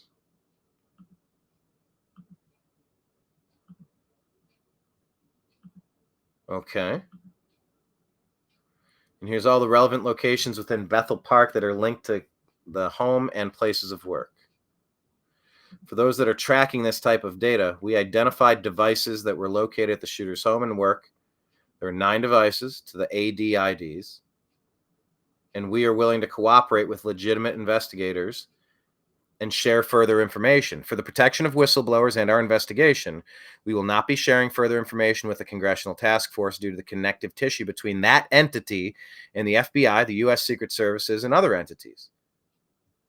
They got a mole in their ranks. They got a rat. It's the Departed. You got a rat on your force. Who's the rat? No. Got a rat. I wouldn't trust those Democrats a single bit. I wouldn't trust the rhinos either. You saw we showed pictures of Rupert Murdoch and Lindsey Graham looking beyond upset watching the GOP convention. So that's some good work. I'm not able to verify if this is accurate or not, but look, let's take a look. Let's dig in. Sean Davis says, forget firing. She should be in prison. Here, and I'll show you the Nancy Mace. This post is unavailable? What? Hold on. Hold on. Where's the Nancy Mace? I was supposed to show you something from Nancy Mace, but I'll get to it. But we said she should be charged with the attempted assassination and treason and taken to Gitmo for interrogation. This post just made me laugh. How tight my budget is for the rest of the year. That shirt is hanging on for dear life. Buddy, we've all been there. Josh Hawley says tomorrow, as soon as the Senate reconvenes, I will introduce a resolution demanding that Director Cheadle resign. Yes, do that. Laura Loomer says Kamala Harris is flying to Wilmington, Delaware to console Biden's staff. Why do they need to be consoled? Where is Joe Biden? Okay. The word console is very strange. Did he pass? Did they take him out? I've been concerned that they were going to off him and try to pin it on MAGA. That's been a really big concern of mine. I pray for the health and safety of Joe Biden and Barack Hussein Obama so that they can be brought up on treason charges and then sentenced accordingly. Nice and healthy.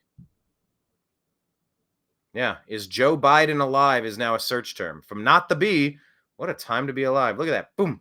Boom. Is Joe Biden alive?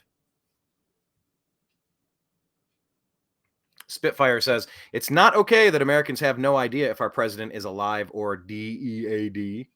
It's not okay that members of the U.S. government were clearly complicit in the assassination attempt on Trump. America is under attack from within. Yeah, we are. Here's a Justin Amash with his primary and general election opponents. Justin Amash gets a lot of stuff right. Just days after he was shot in an attempted assassination, Randy Weingarten suggests that Trump is an existential threat to democracy and freedom and that he's a violent, tyrannical fascist. Is this what toning it down looks like? Deranged.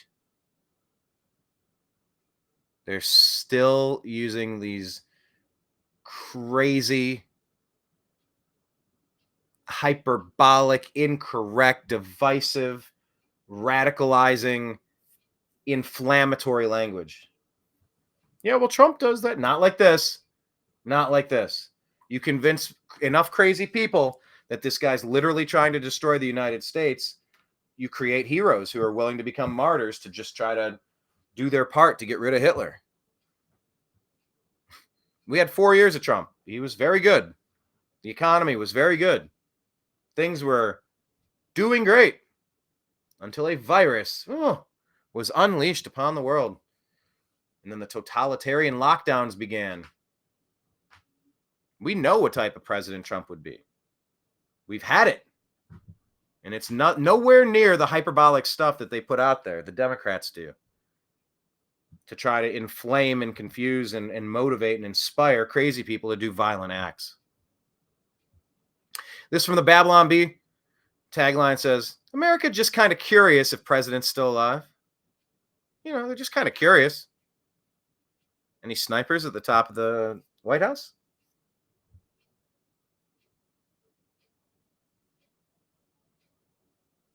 All right, this is just Josh Hawley here. Whistleblowers tell me law enforcement personnel were in fact stationed to the roof the day of the Trump rally, but they abandoned it, citing the heat. They also say law enforcement were supposed to be patrolling the building, but opted to stay inside instead. It is not statistically possible that so many of these failures could just be oversight, mistakes, laziness, ineptitude, indifference. Charlie Kirk says, this is just in. It's absolutely incredible. Whistleblowers confirmed to Senator Hawley, law enforcement stationed on the roof, but abandoned it because it's too hot. President Trump was almost murdered because it was too hot. This is outrageous in the extreme, and heads need to roll. Don't worry. Your valiant Secret Service director is going to hurry up and not visit the site. That is astonishing if true from this whistleblower. Well, and there's the story from the post-millennial. I'll knock this one out. All right, sent that one out. Make sure you're following us at American_media_. Like the show, subscribe to the show, and check out our content. We've got a lot of cool interviews on the way, cool interviews that are up. Even if you go back and just watch shows from a couple days ago, a couple weeks ago, a couple months ago, a couple years ago, there's a lot of good stuff floating out there. And we are definitely trying to get those engagement levels raised. So please hit like, hit subscribe, hit the heart, hit the 100. Wherever you're watching from, try to leave a comment. But find the New American Media and the Agree to Disagree show in all of your favorite places, please. Because really, you just never know when one of these sites are going to be taken away from you. All right. Speaking of taken away from you, this story broke my heart. I am so upset by this. And I'm going to play it for you directly. This is Jordan Peterson talking with Elon Musk. I'll just kind of let them.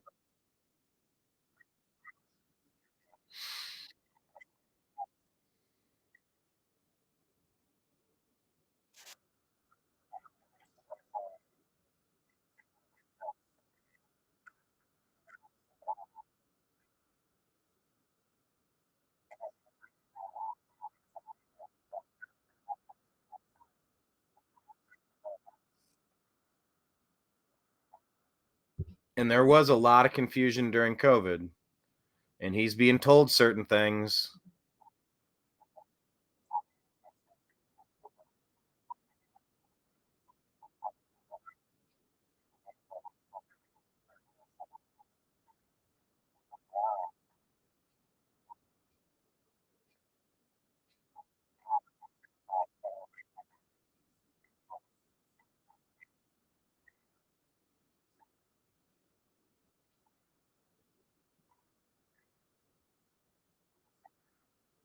Sterilization drugs.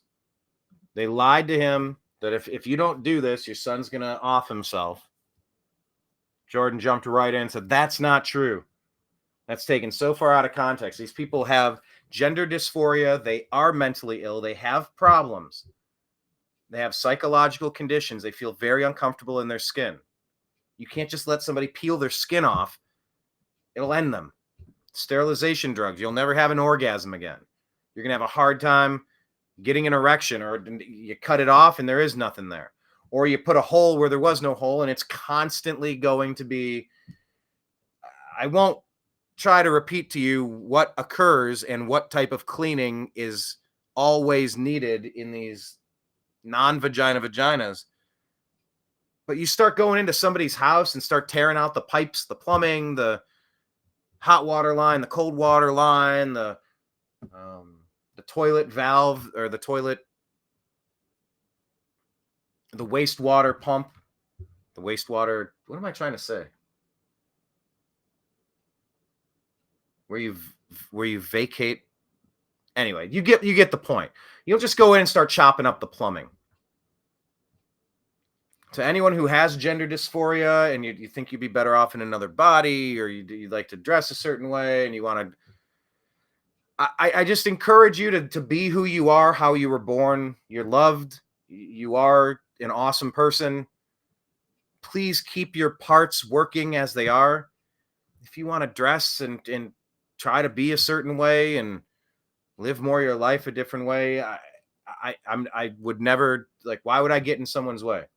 If you're 18 and if you pay for it yourself, you can do whatever you want.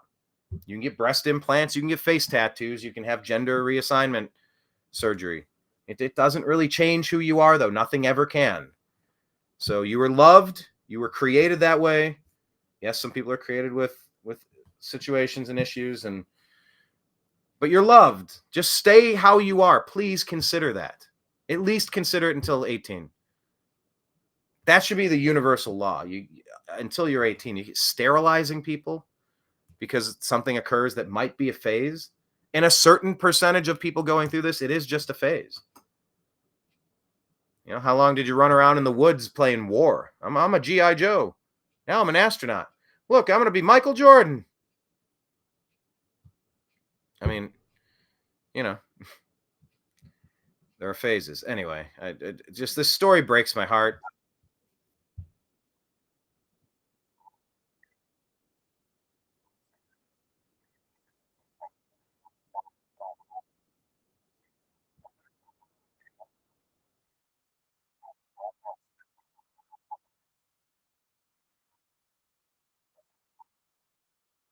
Yeah.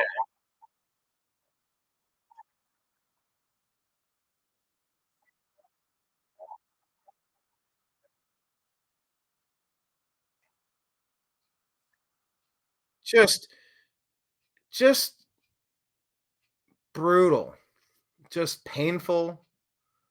And I know Gavin Newsom recently put something out there trying to hide from parents if their kids want to be called something differently, or if they want to start transitioning, air quote transit. You cannot, a fish cannot become a bird. You just can't. A potato is not a carrot. You are what you are.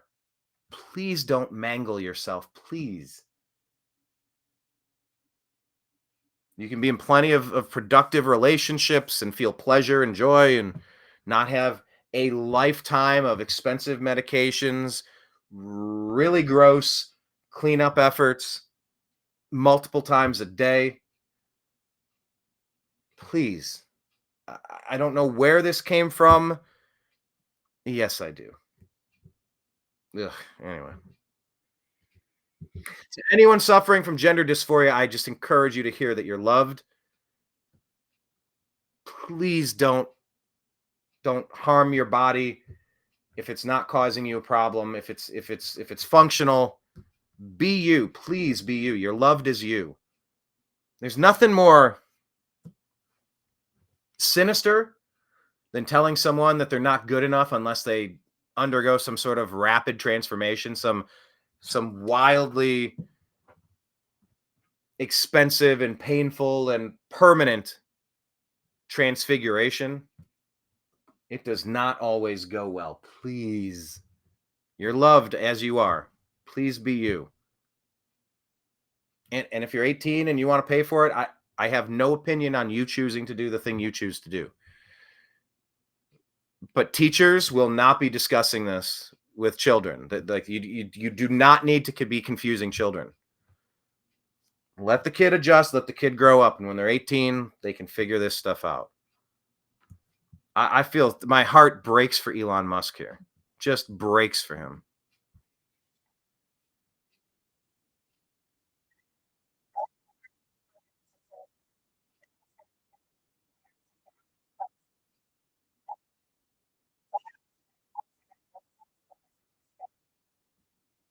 The final straw.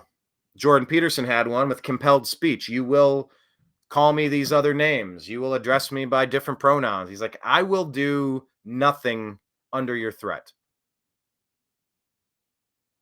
I may choose to out of politeness, but like, I will not be told what I will and will not do under threat. Not doing it, not having it. Compelled speech, never happening. And you think about speeches. You remember when President Trump went to the correspondence dinner and Barack Hussein Obama was up there and made a joke about there's something I am that you'll never be, Donald Trump, president. Oh, really? And that was the moment that many people say Donald Trump changed. Many people say that was the moment that he decided to run for president for real, to really go for it, all in. And it just kind of makes you wonder,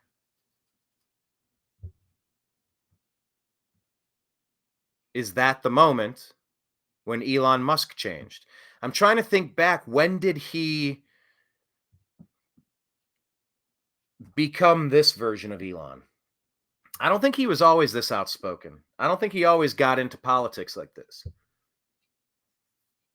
I think he just kind of lived in the world of, not venture capital, startups and futuristic business ideas. And, is it futuristic to dig a hole in the earth? That's like the second oldest job on earth. But maybe this is when Elon changed, and maybe he wouldn't have bought X if he didn't go through this, because he needs to combat this mind virus, this propaganda that the deep state Democrats are putting together.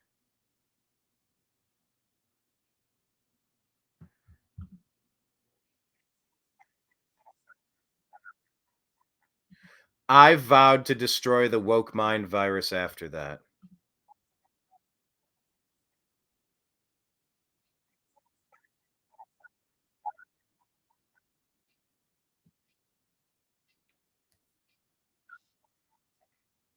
And we're making some progress. Look at that, man. Join the club. Wow. I don't know what he's got on his jacket. Looks like Mother Mary or Jesus or something. Join the club. I've had this conversation several times. In the past 2 weeks, I think.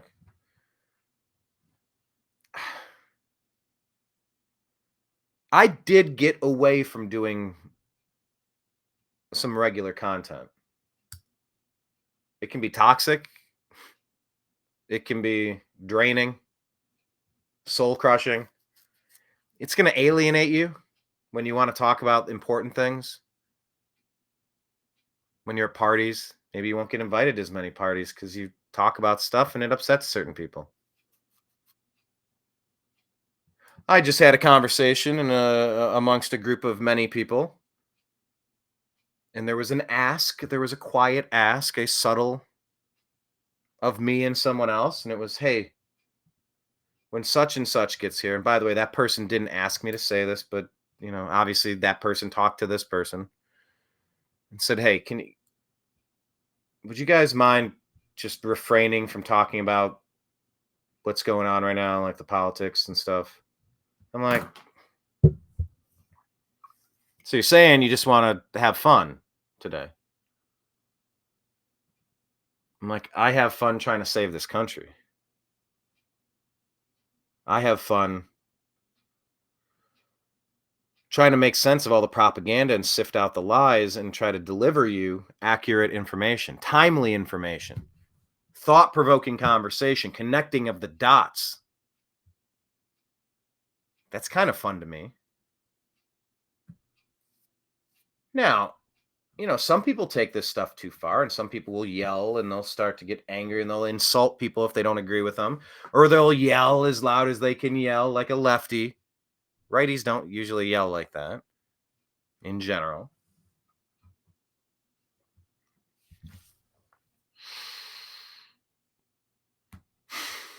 I mean, look at that look on Jordan Peterson's face. He's so tired of this. Elon, he's so tired of this. These people who are pushing this demonic shit on us.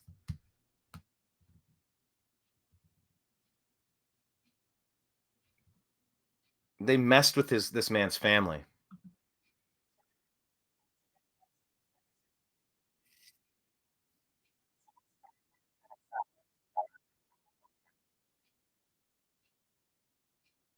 Bless these two.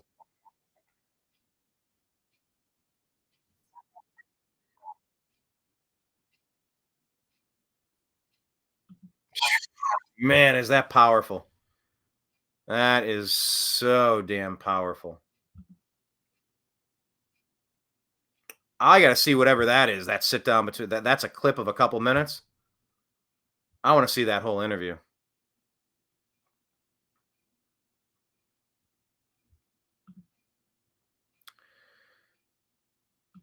All right, so you want to know who Kamala Harris is? And by the way, if today's show feels a little disjointed, occasionally we have a production team over here, a production team of one. Blake Wally will do our Tuesday, Thursday shows. Usually, he might be out tomorrow, but yeah, he'll kind of produce the segments and kind of keep them in order and have an article or two or three pulled up. This is kind of a summation of many stories throughout the day. So we might be jumping around a little bit, but I hope you're here for it. This is all relevant information. Libs of TikTok here saying, never forget when Kamala raised bail money for criminals who burned down our country. Yeah, I took this personally. Didn't you? Let's just watch this real quick. I mean, if my computer will load. PC load letter? What the hell's PC load letter? What movie is that from? Question of the day. And if you haven't noticed, I have many questions of the day. trying to encourage people to participate. There's no volume here, but these are people burning down the city. Do you see anyone burning down their city because Trump was shot? Molotov cocktails inside buildings to burn them down? Was that a thing, or am I just misremembering who Kamala Harris is? Am I misremembering who the Democrat Party is? Kamala Harris, June 1, 2020. God, 4 years ago. Almost a little more than 4 years ago. If you're able to, chip in now to the MN Freedom Fund to help post bail for those protesting on the ground in Minnesota. The Minnesota Freedom Fund. To pay bail and get these rioters out of trouble, out of jail, so that they can keep rioting. Because they thought that was their best chance. Whoop, I want to mute this. Why is there sound? I want to mute the sound, but I can't mute the sound. Because if I don't mute the sound, I'm going to get a copyright strike, you clowns. Seriously. I'm all in favor of protecting intellectual property, but if you have a clip from something playing and you're doing a fair use criticism, or you're making a social commentary on something, lay off with the. We played a clip yesterday about the Matrix, and there was light background music in the Matrix for something that was totally reworked. They turned Neo into Trump. Agent Smith was like, what was it, Zuckerberg, Obama, and Biden that were shooting at him. And he was dodging them and stopping the bullets. But there happened to be some music in the background that, I mean, it didn't significantly change the project. There was no need to actually get a copyright strike on it, but of course we did get one. It says, don't worry, your account's not impacted. It's like, YouTube, just, you can go away. All right, this is muted. But now I can't see the previous screen, but I think they said, here's a live look in on Joe Biden headquarters, trying to prove that everything's okay. Everything's fine. We went from Weekend at Bernie's to Home Alone. Nobody's here.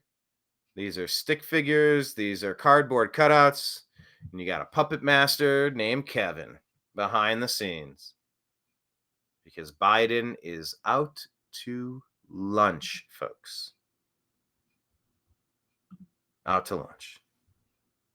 Yeah, Biden's, oh, here we go. Biden's social media trying to make it seem like everything's normal. Okay, I was close. What a cat turd post from Real Patrick Webb. Okay, this is about the cell phone data. And we just asked, is this confirmed? You know, once again, I'm sharing it for research purposes. But here's the question. Is it confirmed? I don't want to buy into any of this stuff until we can really hash it out. Dan Bongino says, this is a disgrace. The Secret Service director is an embarrassment to this country. She's going to get someone else hurt. Sean Davis says, Cheadle wanted Donald Trump to get shot and feels zero remorse about it. It's impossible to watch this hearing and come to any other conclusion. She is a mobster, and her job is to cover up the failed hit and protect everyone who made it happen. Tell me the lie in Sean Davis's opinion there. That's articulated in a way that I am understanding. Once again, here's the cell phone data allegedly, or the linked devices data. It could have been a cell phone or a laptop or a tablet or something. And our question is, this unconfirmed report? Has this been confirmed? You got to always do that. All right. I think we just got to let this play, folks.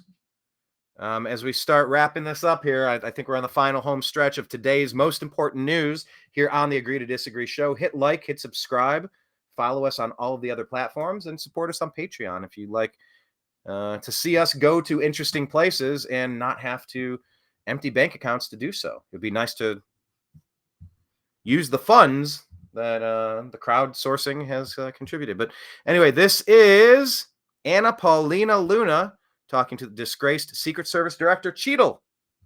So let's let this run, because oh my goodness, folks. Anna Paulina Luna I haven't said that fast ever out loud. Anna Paulina Luna. Anna Paulina Luna. That's tough. Try to say it if you're watching at home. Say it out loud wherever you are. Say Anna Paulina Luna. Now say it faster. Anna Paulina Luna. I've actually got it every one of those times, but there's Paulina Luma. Paulina Luma. Eh, buddy. Question of the day. What's that from? Eh, buddy. Anna Paulina Luna. Ah, buddy.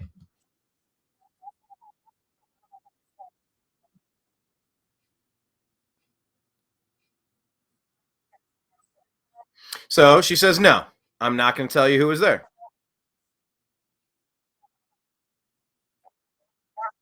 No, nothing. So they had an advanced team. Great. So who are the potential traitors that had President Trump shot? What are their names? How many people? Who did the final approval on the advanced teams? Oh, you mean there's a number of people opposed to a non-number of people? What does that sentence even mean? There's a number of people. Ooh, I hate slimy talkers. I hate the weasel language of the left. I hate people covering stuff up. It is so obvious when they're not being honest, when they're being disingenuous, when they're lying to your face. There were a number of people. Yes, that's how you quantify and measure people, by a number. What is it? What is that number? Can you tell me how many people were there? There were a number of people. Do you want me to jump over my desk? You just had my president shot and you're going to sit there and tell me there were a number of people?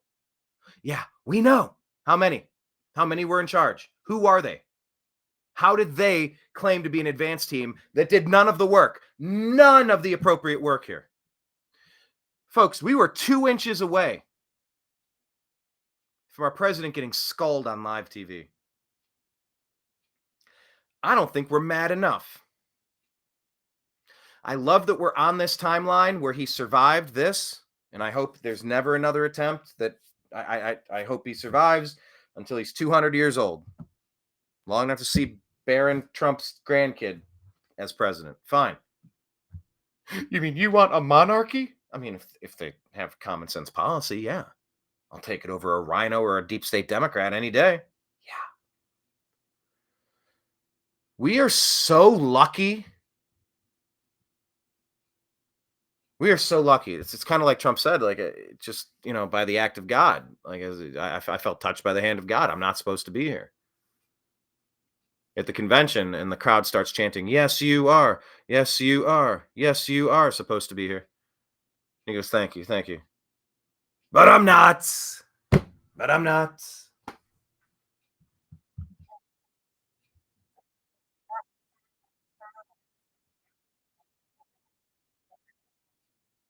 How many people had the final approval authority? Oh, a number of people. I can't with her. I can't. Why is she not arrested? There is so much evidence. This isn't some witch trial, some Salem witch trial, some kangaroo court to jam up your political opponent. Oh, she is so...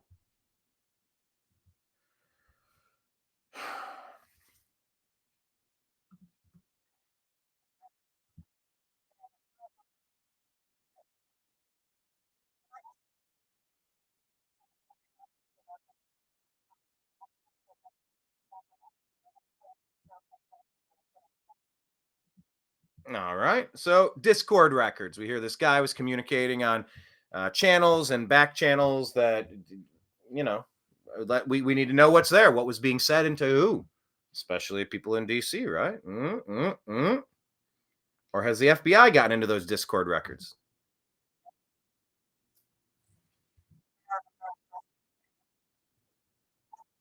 Nine days and you can't get in. They shot the president. We've only had 46 of these in the history of our country.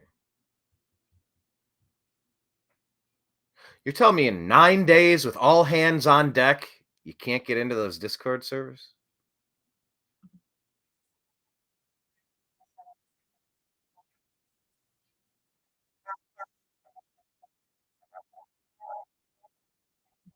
The FBI is conducting investigation into the shooter. That wasn't the question she asked. She asked about multiple people being involved.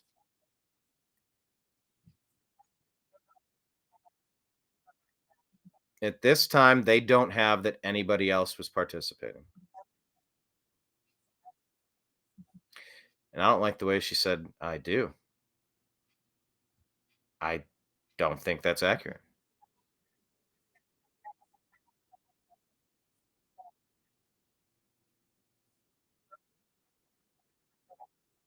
Bullshit, lady. Bullshit. You have what she's about to say, that there are many, many, many, many, many people on video who said that there was a person at the water tower shooting. There's been analysis. It's a little grainy. It's tough to see. Maybe there's a plume of smoke. Maybe there's a reflection of something off the top of there. She's aware. Okay, one of two things. She has to be aware of the multiple reports on the scene. I'm not going to play them all for you, but there's multiple people saying that there was a shooter at the top of the water tower, which, by the way, the number one and number two things that you have guarded with humanity there, not put some guy on the ground and it's too hot, so he goes inside in the air conditioning, puts his binoculars away. I mean, you physically have a person at the top of the water tower. Because of course you do. What school was that? Was that Austin, where they had a clock tower shooter? God, when was that? 60s, 70s? So either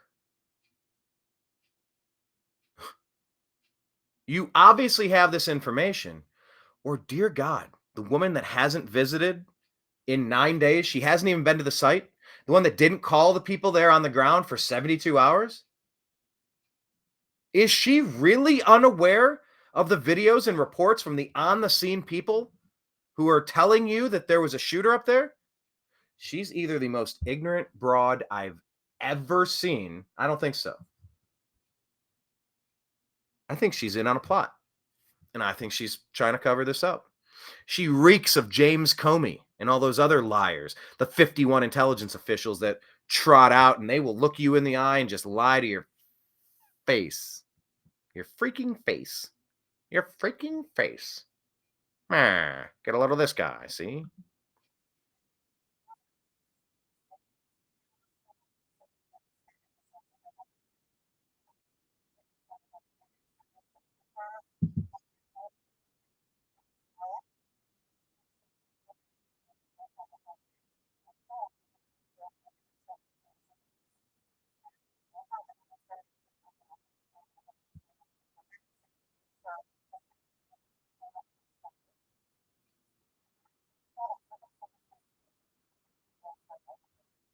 Okay.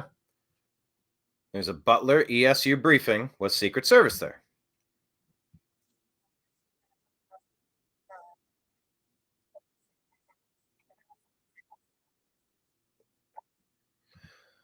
Okay, she really tried to not answer that, but then she locked herself into yes. There was a was a bingo was her name-o era.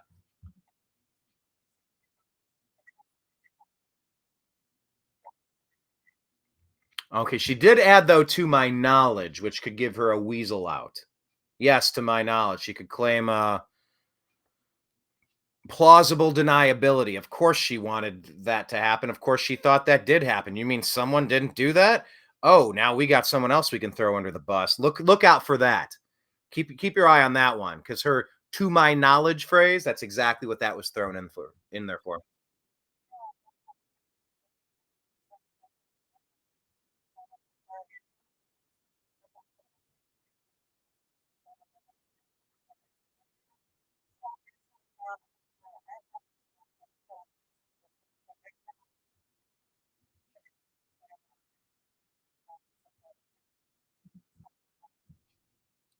That goes to the AOC thing. You're telling me that the security perimeter didn't go to the clock tower, or I'm sorry, the water tower didn't go to the roof a football field away, and that there were not Secret Service present.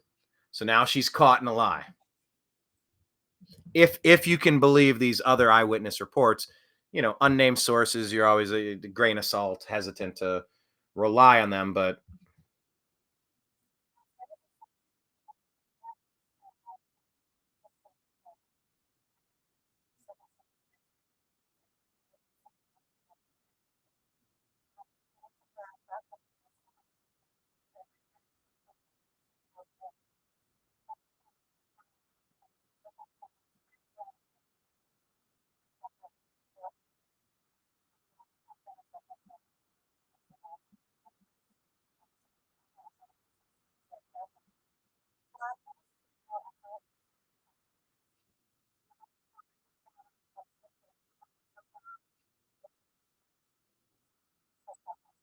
I'm sorry. Kid flies a drone overhead. I remind me of the timeline on that.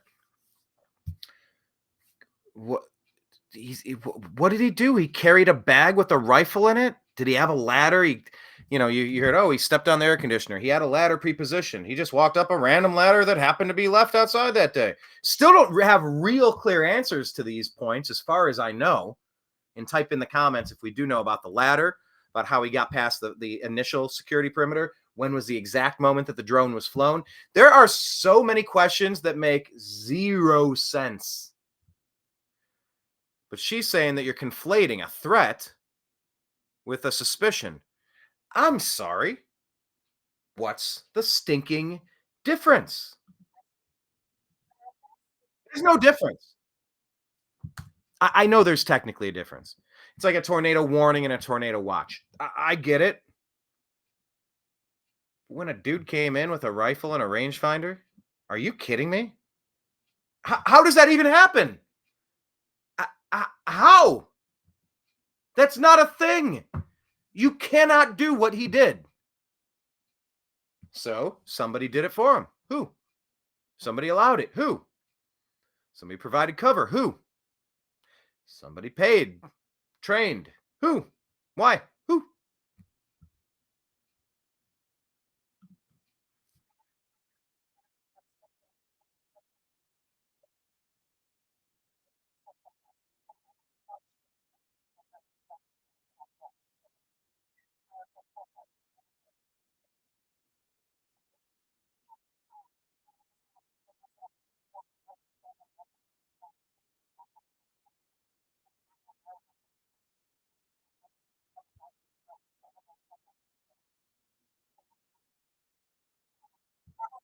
Amen to you,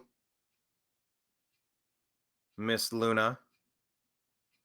She is fantastic. I like her a lot.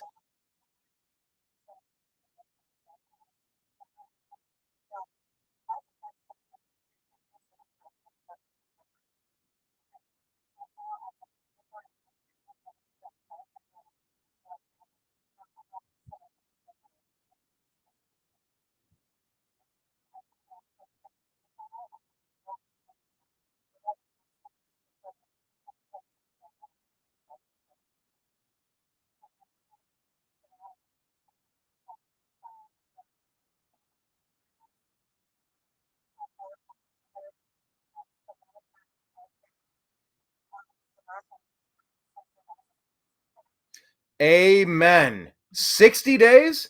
We're 104 days from the election. 103, 104, 105, something like that. No. We are not waiting 60 days. We are not.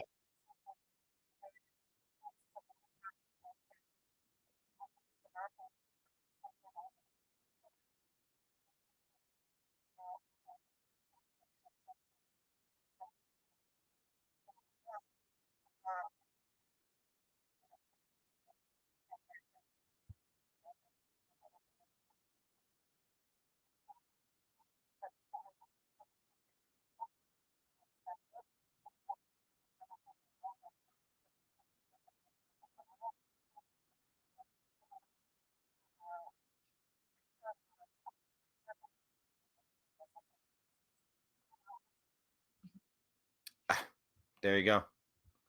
Friggin' bravo. Anna Paulina Luna, leaving disgraced Secret Service Director Cheadle shaking and in silence after catching her in a perjury lie. You perjured yourself. I ask that we bring perjury charges against the director. We're prepared to hold you in contempt. Babylon B says Secret Service Director assures nation she wasn't trying to get Trump killed. She's just extremely incompetent.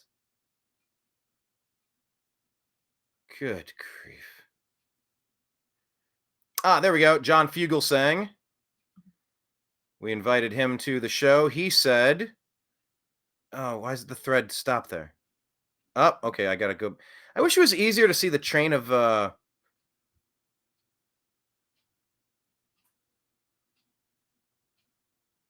boy, we got okay, I missed some of this.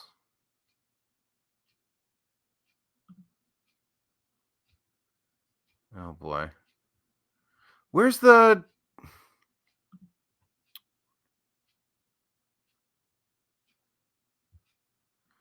I can't find the comment that he made. There you go. This is the one. Comb over Caligula didn't even take a bullet. That's what John Fugelsang said. Comb over Caligula didn't even take a bullet. Gabby Giffords actually took a bullet. Didn't they say 2 bullets hit Trump in the ear? Didn't he technically take 2? Yeah, it hit him in the head. He did take a bullet. Man baby. You know, I mean, took $30 million from the NRA to make it easier for civilians to get their hands on AR-15s. Yeah, that's called the Second Amendment. That's the number 2 thing in our country. Like, yes. Like the mentally unstable Republican who shot 3 people at Trump's rally, all of whom actually took bullets. So, what? We're unpacking this backward here, but here's what Trump said that led to John with that awful take.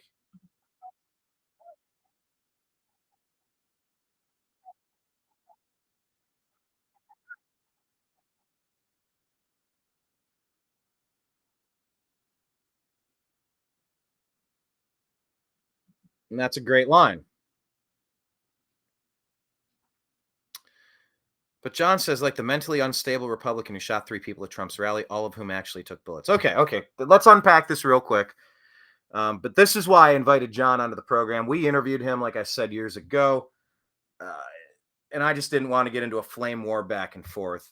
So I'm just like, hey, why don't you just join our show? Let's talk about it. So a mentally unstable Republican, that is a disingenuous way to refer to that shooter. Pennsylvania had closed primaries so that since nobody was running on the Democrat side, Biden was being anointed. The dude likely signed up as Republican so that he could vote for Nikki Haley against Trump in the Republican primaries. That's documented across the country as a strategy that was being employed by Nikki Haley. I was never Nikki from the beginning. The neocons, the war hawks, the warmongers, the deep states, the fools, the deep staters and the fools. Calling him a Republican is not accurate. That's not fair. Why would if I'm a Cavalier fan, why would I shoot Donovan Mitchell? I want him shooting baskets. If I'm a Republican, why would I take a shot at my president? I want him to beat Biden. Republican wouldn't do that. So I don't know if he's unaware of what that is in the closed primary state of Pennsylvania, but I know many times in California when I lived out there, I wanted to vote in certain things and I wanted to vote against certain people. And sometimes they checked to see if you were registered a certain way, and sometimes they didn't check to see if you were registered a certain way.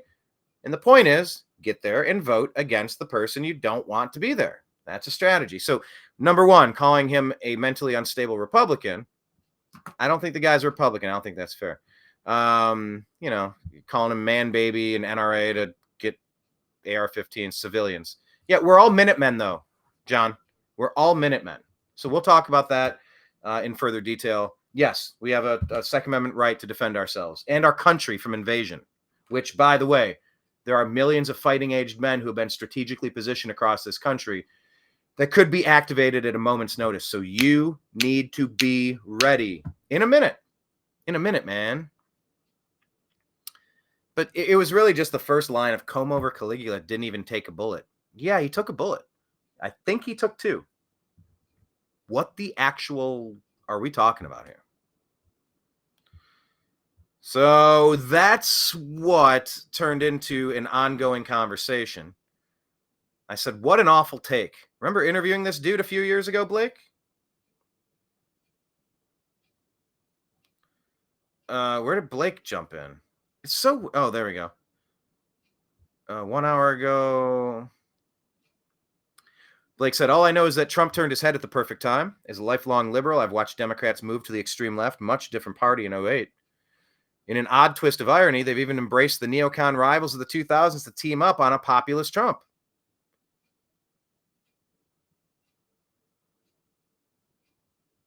John asks, are you saying Jesus chose to have a retired firefighter killed? Okay, I didn't see him say anything like that. So that's an odd jump there. What or who is a deep state Democrat extremist? Is this the language they use to make you feel like you're somehow independent and not part of the same trickle-down GOP? Yeah, I mean, the managerial class is the deep state Democrats. So we'll talk about that. But Blake said, I'm not Christian or conservative.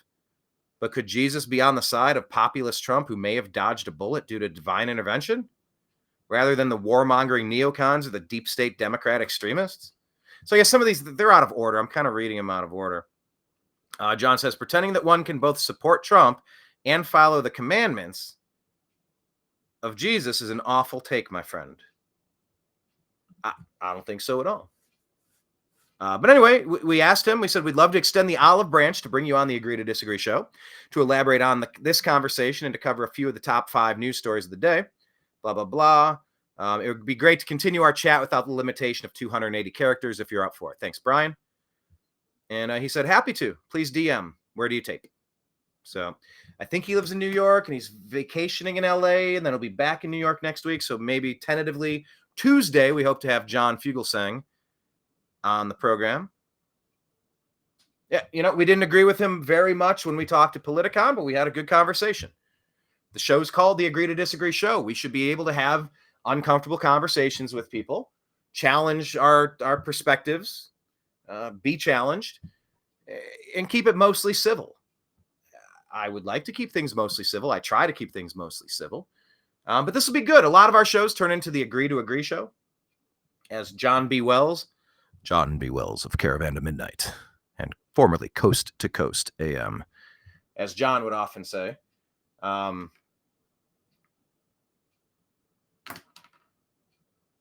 What the heck point was I making? I was so focused on my... I got so focused on doing an impression, and I don't do a great John B. Wells. That is an impossible James Earl Jones type of voice, like the perfect radio voice. But that's what he said. He just, Brian, the name of the show is the Agree to Disagree show, but it seems like we're mostly agreeing. Maybe we should change the name to the Agree to Agree show. And so for that thumbnail for that one show, we did change it to the Agree to Agree show. So it'll be nice. I'm hoping to have John on the program. Looking forward to that chat when it occurs. It reminds me once again, second time referencing Scott Adams, but he does a good program. I get a lot out of checking out what Scott Adams has to say. If you've never seen it, check it out.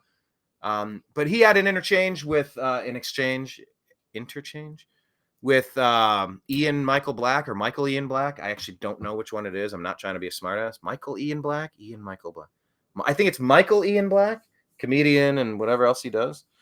They had a back and forth about how do you determine what's actual news and what's a lie. He's like, you know what? You asked me a great question. Let's do a show on it. He's like, all right. So they did the show, and he goes, listen, we talked for an hour and a half. It was wild. It's like where two different movies are playing on the same screen, and I don't know that it accomplished anything. But I appreciated his question. I appreciate that he's willing to engage and have a conversation with somebody who he's not ideologically aligned with. And so in that same vein, in that same spirit, we're looking forward to talking with John. And hopefully Blake can be there too, so the three of us can kind of pick this apart a little bit. But I know we get wrapped up in our own echo chambers, and I know we repeat the same stuff based on the news sources that we follow. Sometimes you got to break the cycle, like the Stained album. It's a good album, Break the Cycle. I think that's what it has. It's been a while on it.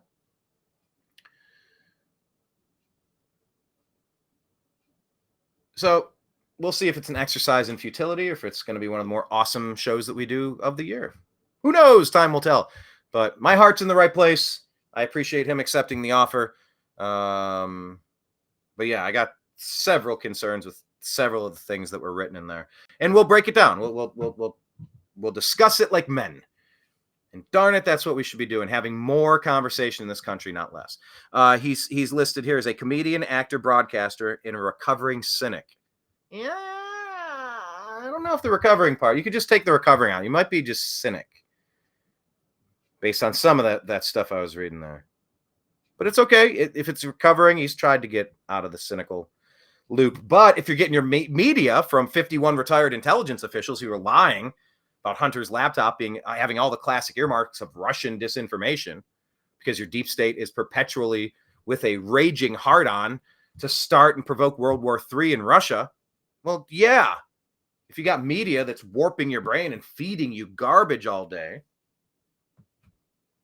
you know, the talking points coming out of there are just going to be a little off the rails. But anyway, I don't have anything else to add on that particular point at this moment, but want to catch you up on that conversation because that's fun. We had a good chat with him all those years ago. You could look, the New American Media, John Fugelsang. I believe he was talking about a project at the time. Oh, what was the guy's name? Not Henry David Thoreau. Tip of my tongue. He was working on a project about traveling the countryside. And it's about the American spirit. And he was working on a project. It's like an author or a poet or a screenplay writer or something about trying to find like the true spirit of America, something like that.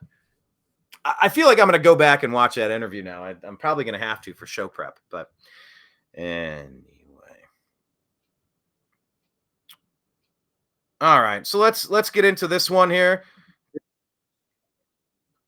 Let's just let it play because, you know, you'll figure out. You don't think you need me to set it up.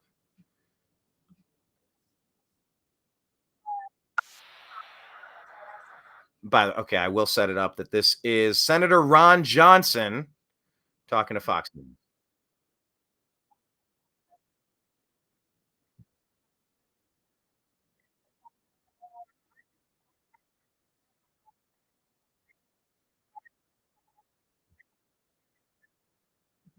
It's either an epic failure or a total setup. And the fact that it's becoming bipartisan, my God, the stuff that Pelosi and Obama did to just take our country off the rails and keep us focused on just bizarre witch hunts, non-crime crimes, just anything to get Trump impeached.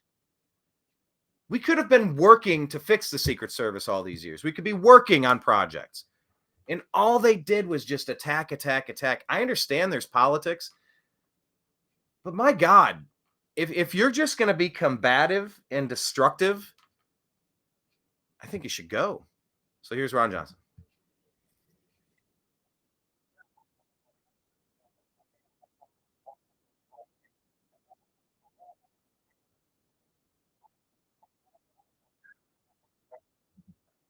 Yeah, while they're still alive. We learned that during JFK. But by the way, why is that even a conversation? That should have already happened in these 9 days. So the fact that it took 9 days and it still hasn't happened, that's a huge failure. Who is asleep at the switch over there? It's the first thing that you do. You get the witness reports. You lock the place down. Did you see anything? Can you give me you gather the witness reports? on a megaphone. Anyone who had video or saw something that we need your report right now. We're conducting our investigation so that we can make sure this never happens again.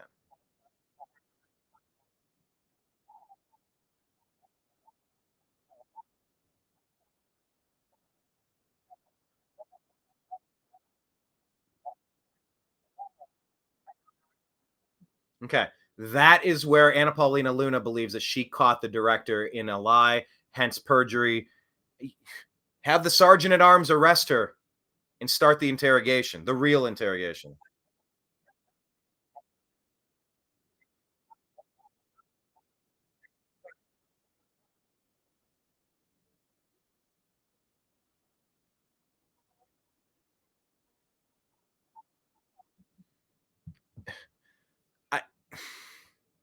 All right.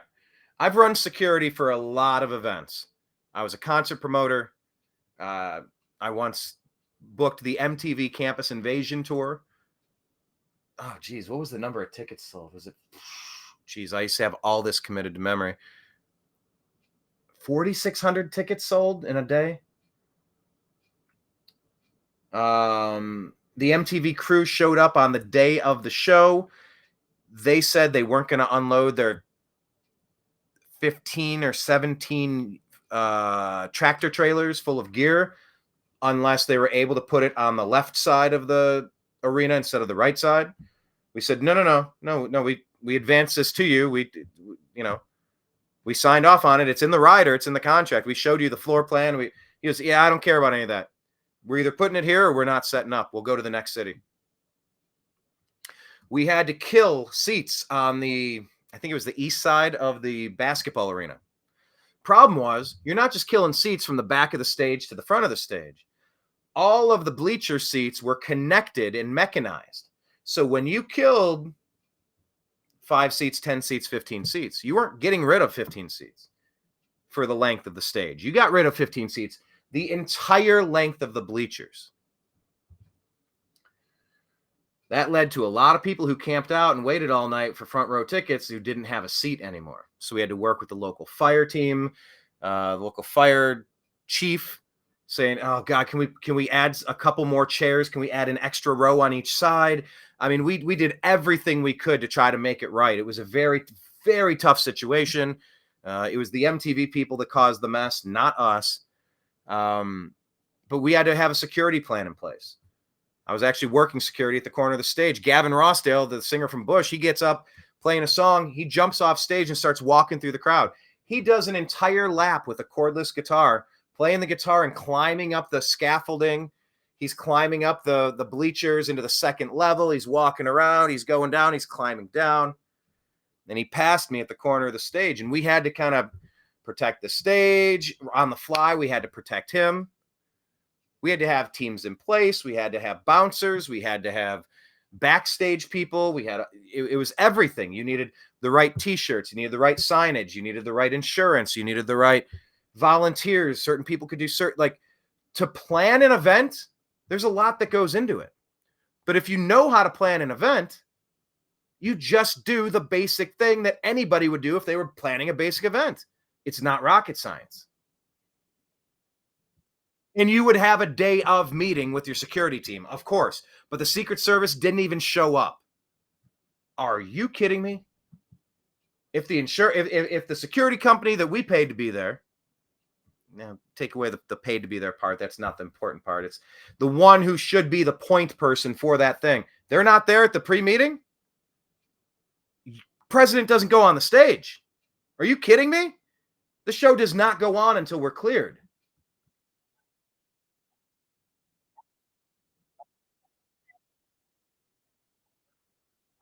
Jeez.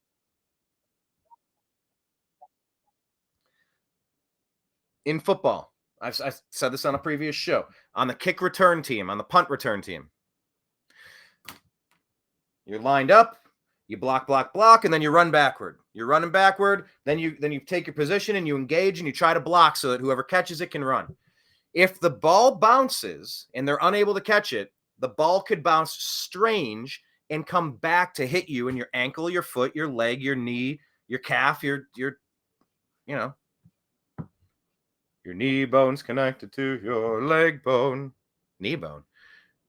But if there's a situation like that, you yell, the return man yells, fire, fire, fire, so that we can all hear it. And as soon as we hear fire, fire, fire, we have to then yell fire, fire, fire as we're turning to look, where is the ball? Could it potentially hit me, causing a turnover? Because then it would be a loss of possession. It touches me, the other team can now recover it and take possession. You yell fire, fire, fire, and everybody yells fire, fire, fire. One person being notified, there's a shooter on that roof. Fire, fire, fire. You say it 3 times. Everybody on every channel goes fire, fire, fire. Get POTUS down now. He's tackled immediately, and he's never hit once. That didn't happen. They're saying right now, Ron Johnson is saying that they weren't even on the same channel. They couldn't yell fire because they weren't listening.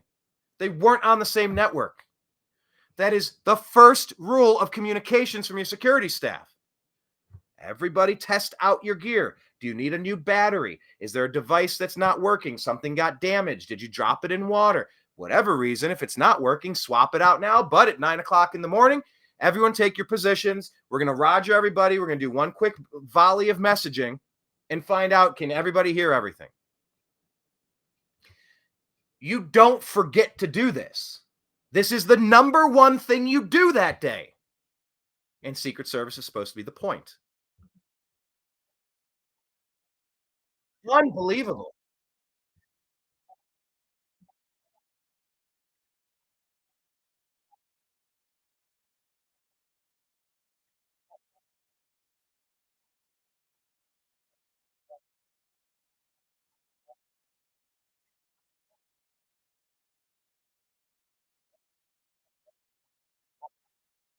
Photographed.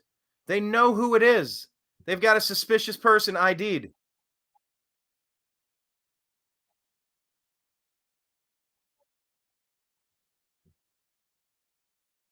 "56 minutes?"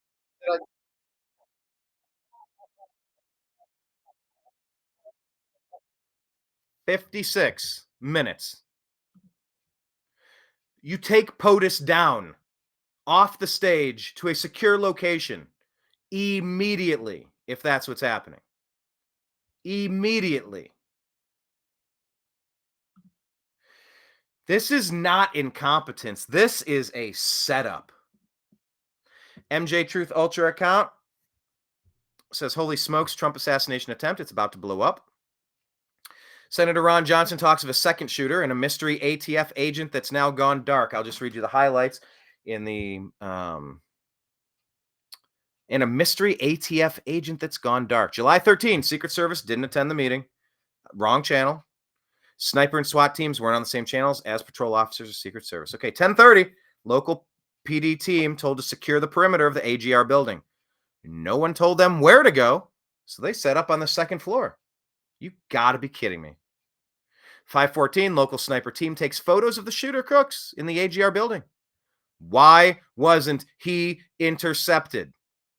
The photos were taken at 5:14, and Trump was shot at 6:11. That's 56 minutes, if my quick math serves me right. 57 minutes. 12, 13, 14, minus 3. Okay, 57. A preliminary report will be released to solicit more eyewitness testimony. If you have videos, save it. Second shooter. Was it one rifle? Was it more than one? Were there 3 distinct shots early on? There were 3 distinct shots early on, followed by another 5 more rapidly fire. How do you explain that? I've seen things from experts that cause us to question the FBI saying that it was a single shooter. How in the world could they know that it was a single shooter when they didn't know how to do any of the key components of their job that day? How dare you come out and tell me that it's a single shooter and that you have any knowledge of this? You couldn't possibly know about that. Mystery agent of the ATF that's gone dark. The sniper team was the first to go on the roof and began taking pictures of the dead body. Someone in a suit approached them and told them to send those photos to an ATF agent. I thought this was very strange. No one even asked him for credentials. They thought it was Secret Service.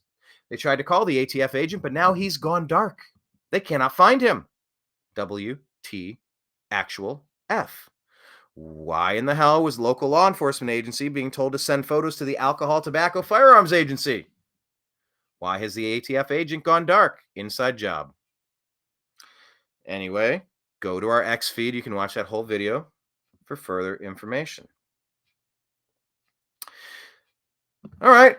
Lightning round. Just going to hit the rest of these and wrap today's show up. Once again, hit like, hit subscribe, follow us on Rumble, The New American Media, patreon.com/The New American Media, youtube.com/@The New American Media, 1,500 videos, 13 years of content, page on Facebook, Instagram page, The New American Media. We got tons of groups on Facebook, by the way. We're not always politics and current events. If you search TNAM for The New American Media, you'll find TNAM Humor, TNAM Preparedness, TNAM Grow Something, TNAM Food and Drink. There are all sorts of TNAM groups that are for other side areas of interest. Search that in the groups section and find us. They're private groups. So say, how'd you find our private group? And say, Brian asked me to search for them. But you could also follow our page on Facebook, The New American Media. Elon saying we're going bankrupt right now. Interest payments on U.S. national debt will shatter. How do you even say that? Is that 1.14 trillion? Is that where we're at? 76% of all income tax collected is just going to go to interest. Okay. Yeah, we're insolvent. We're upside down. So when Trump takes over, they're just going to pull the rug out and implode the economy as if Trump was the person that did it. So there's that. Yeah, this one right here. This is, like I said, I will reach out to Scott Pressler. Maybe he'd like to jump on a show. We did our live interview, but maybe he'd like to talk about this. But breaking, Relentless Patriots working alongside Scott Pressler have officially flipped Bucks County, Pennsylvania from blue to red in voter registrations.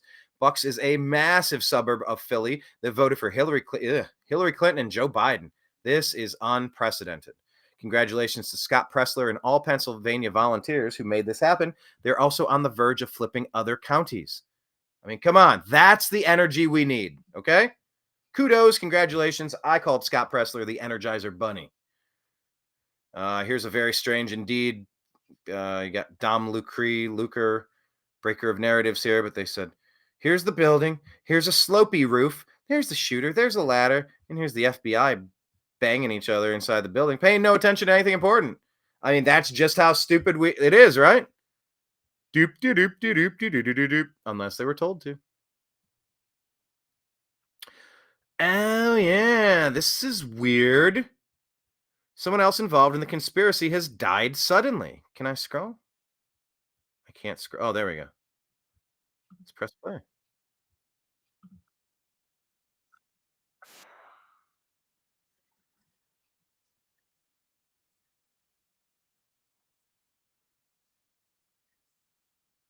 Sheila Jackson Lee is somebody who I would absolutely imagine to be a part of an assassination plot against Trump. And she just died suddenly. Dom Lucre, I don't know how to say that. Dom Lucre, breaker of narratives. Secret Service Director Kimberly Cheadle confirmed that Representative Sheila Jackson Lee was involved in the oversight of the Secret Service, and she passed away 6 days after the assassination attempt on Trump. This is one of the strangest coincidences of the year. What did Norm say? I didn't even know she was sick. Gideon says, imagine that. Someone else involved in the conspiracy died suddenly. But he says, yes, she had cancer. I think it was pancreatic. That's just one of the worst ones, I think. She was also running for mayor just a few months ago. People on the brink don't typically do that. And I did have a buddy die of pancreatic cancer. But I didn't even hear this story. I had no idea Sheila Jackson Lee left. But she is one of the more radical ones over there. But that's a story worth paying attention to because, my goodness. Does it begin? The Clintification of people who knew more than they should have? This is Representative Fallon talking to Cheadle.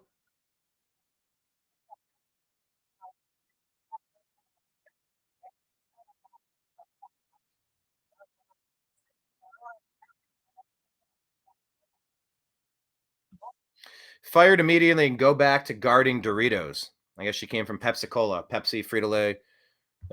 She was in charge of security for their corporate building or something. And now she's air quote protecting our president. Not buying it. Maria Bartiromo saying a man in a gray suit climbed the ladder while police were taking pictures of the shooter's body. I don't want to say the shooter's body name ever. of his body and gave them the number to send pictures to. Police thought the man was Secret Service, but he wasn't. So who was it? Who was the man? Tell me there's other cameras and you can identify. What car did he get into? Where did he go? Tell me there were cameras there.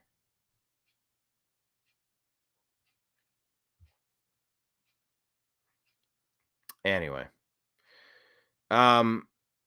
8 years ago today, WikiLeaks started publishing DNC leaks, 44,000 emails from the U.S. Democratic National Committee. By the way, dig into that with CrowdStrike, with Hillary, with Burisma, with Ukraine. My, oh my. It's like they'll do anything to cover up the actions that they've already taken, these people. 8 years ago. Seth Rich, remember that? Thomas Massey asking, if a coup happened in your own country, would you recognize it? This is a coup of a puppet regime. Why is he even in the White House now? Talking about Biden.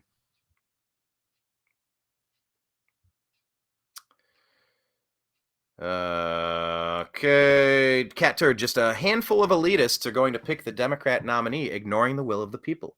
Welcome to the Democrat Communist Party. Here's an interesting one from Tara Bull. Blackstone to acquire Ancestry.com for almost $5 billion, giving the investment firm total ownership of all DNA from every person who's ever used the service. Oh, hold on. The acquisition occurred in 2020. That's important information to have. But seriously, remember BlackRock? This alleged shooter was in the BlackRock video. Here's the very strange video I believe I was mentioning at the top. Kind of Joe Pause. Sheesh. Joe Biden here saying something really bizarre before he was even sworn into office.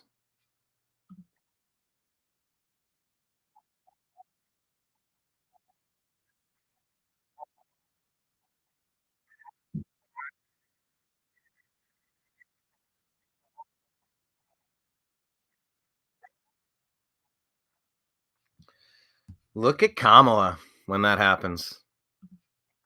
This is such a weird thing to say. She gives a smirk and a smile and shakes her head no.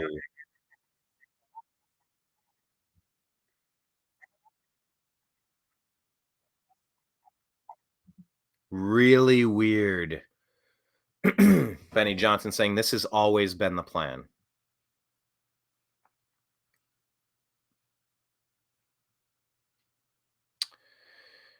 Nancy made it clear to Joe Biden that they could do this the easy way or the hard way, saying, according to Kyle Becker, Nancy Pelosi threatened Biden shortly before the president dropped out of the 2024 race. Senior Biden aides were bracing for former House Speaker Nancy Pelosi, who'd worked behind the scenes to encourage others in the party toward the kind of collective action that might finally push the president to end his campaign, to go public this week and possibly even disclose Democratic polling clarifying Biden's dire political straits.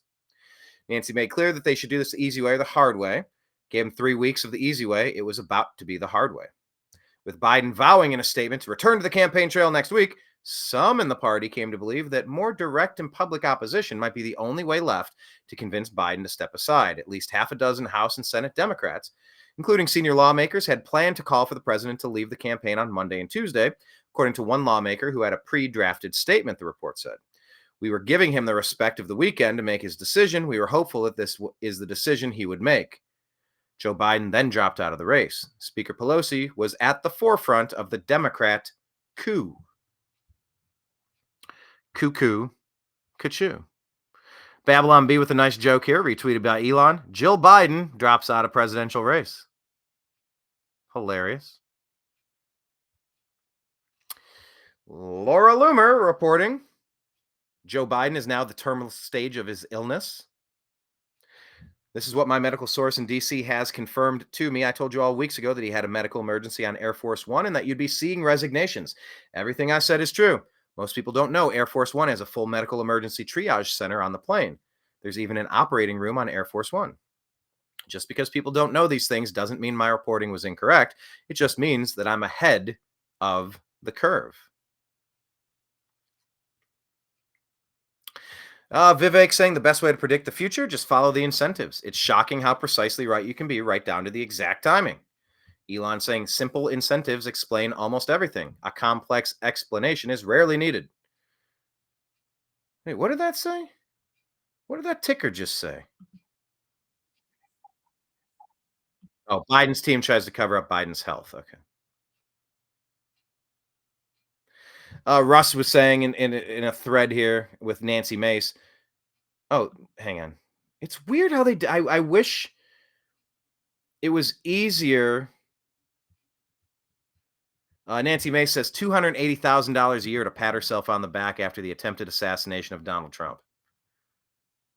For Cheadle. Nobody in government is ever held accountable. We, the people, are tired of it, says Russ. And we added, President Trump's second term will be the biggest hoarder house cleanout of all time.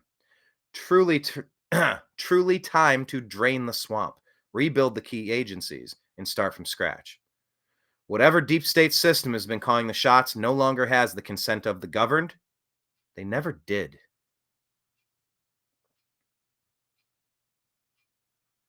So yes, on this historic day, Joe Biden suddenly resigns via X. And then White House staff find out 1 minute later. The Joe Biden resignation letter was not on official letterhead. The Biden signature is suspect. Doesn't look like his other signatures, and it's underlined, huh? Steve Ricchetti helped write the letter. Jill Biden tweets a heart emoji response. White House wipes Biden's schedule. White House Chief of Staff calls the cabinet and manages the communications. Frank Biden confirms that health is a factor. Family suggests that Biden may have a terminal illness. Joe Biden holds no live press conference. Where is Joe?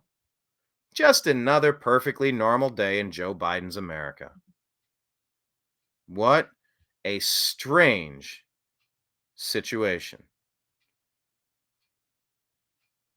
Yeah, check this out. I won't play it now, but this is a video Blake put together of the Safe House, Milwaukee.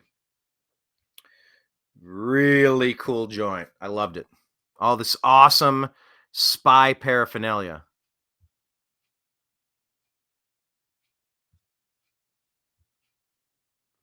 This is the video that I've been looking for, and I think I will. Well, I'll wrap it up after that one, but I got one more. This is Khanna, Representative Khanna, Mr. Khanna.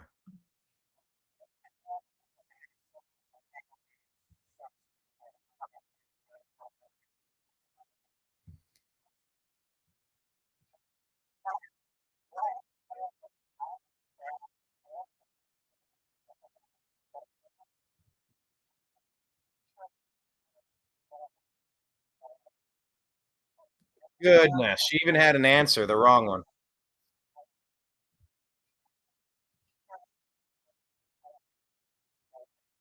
Good grief, this woman is just absolutely clueless. Final thoughts. Check out this violent truck explosion in New Jersey, tractor trailer catching fire. Anytime you see stuff like this, you just got to always wonder if it's part of another plot.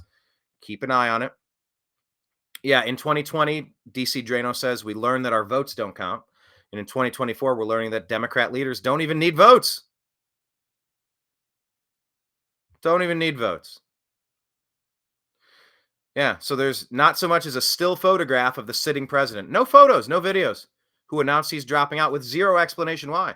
This is the cover-up of the century, and Kamala was in on it. How friggin' weird. President has no public events scheduled. Wiped clean. The Blaze reporting that Border Czar Kamala Harris has not spoken with past two Border Patrol chiefs. And we replied that Kamala oversaw the intentional invasion of America by military-aged men from parts unknown. Seems like the Dems might have set up sleeper cells ready to activate at a moment's notice.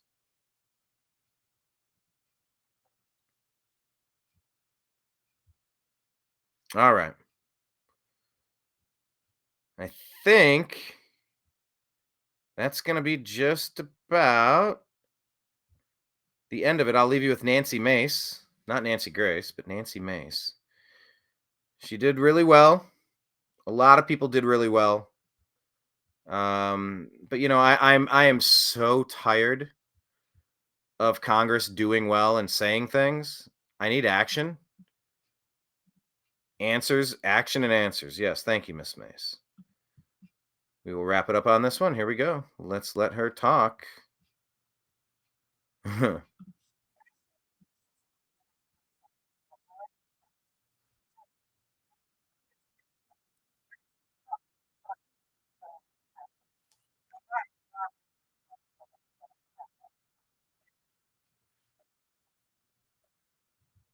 No, thank you. The audacity to think you're still competent after this. You got one job, lady. It's keep him safe. One job, and you failed. Goodbye.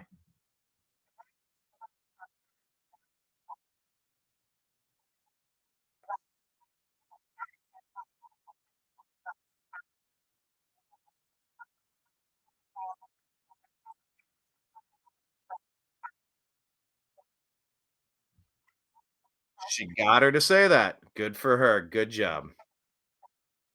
Oh, shoot. I talked over that part.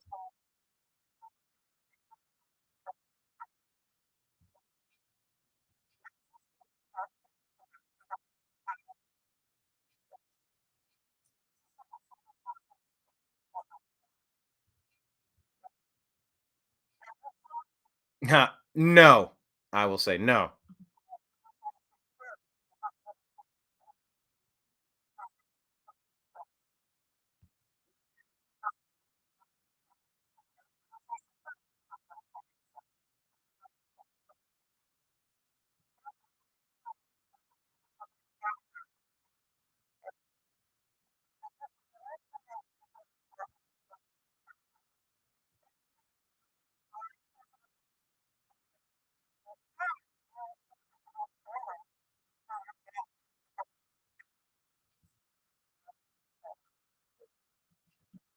Just like you have no idea how every protocol was breached because you're not on top of anything or you're lying.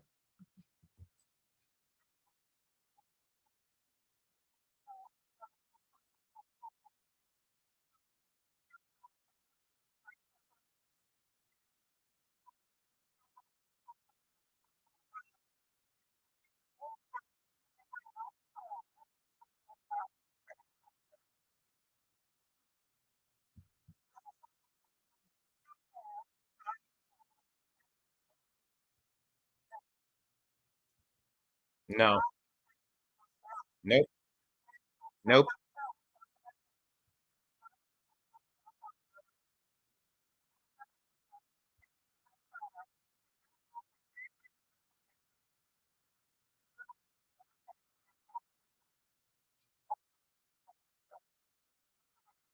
That is a no. No more getting back to you. You had your days. That's the very first thing you do. Who was involved? They all need to be interviewed. Every last one of them, because they're all suspects in the attempted assassination of our president.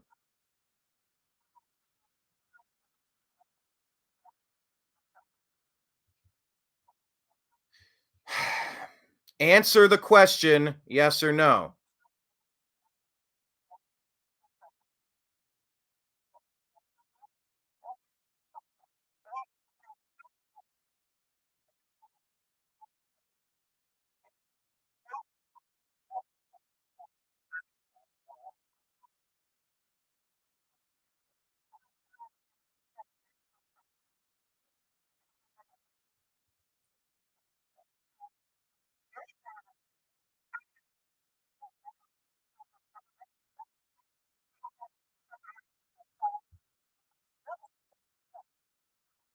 It's like the Family Guy thing. I only have another week and a half here on the job, and I've pretty much checked out.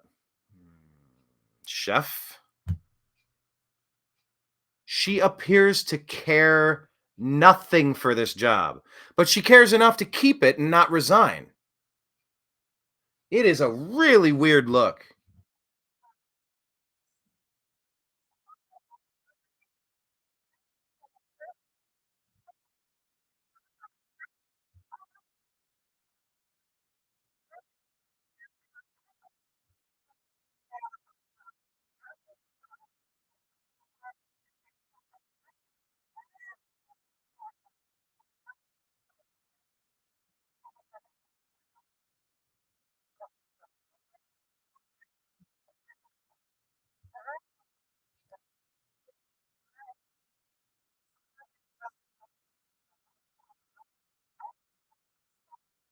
Nothing.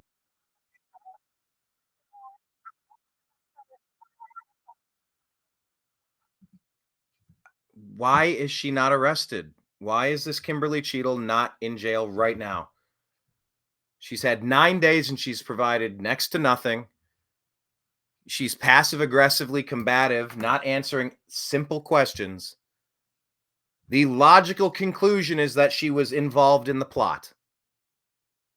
Arrest her and interrogate her. What are we doing with this charade? Why was President Trump allowed to have another rally until we have somebody competent at the helm? That's a whole other question.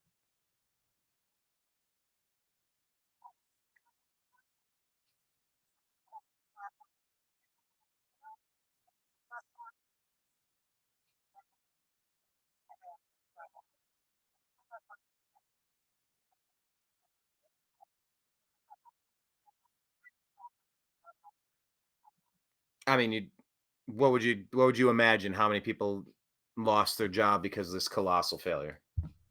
What's the over under on that? How many would you assume lost their jobs? 10?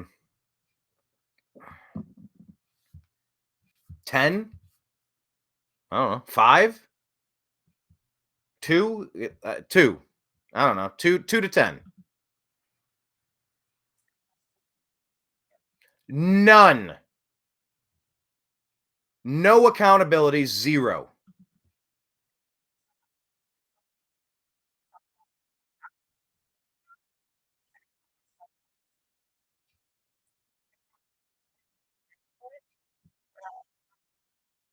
No, you're clearly not operational, lady.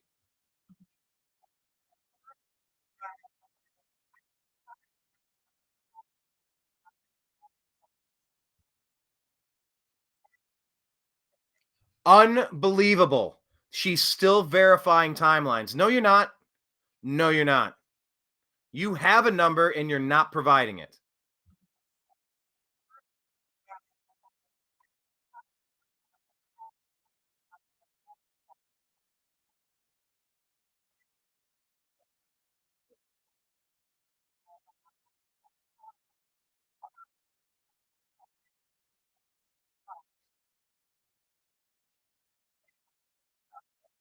How are you still verifying when everybody else knows? Oh, this lady.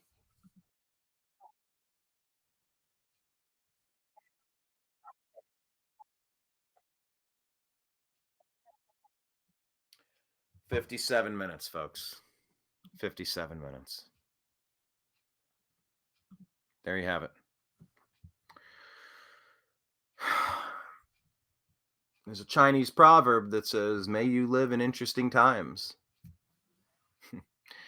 It's like it's a wish, it's a blessing to people, and it's also a curse. This has been one of the wildest rides I've ever been on.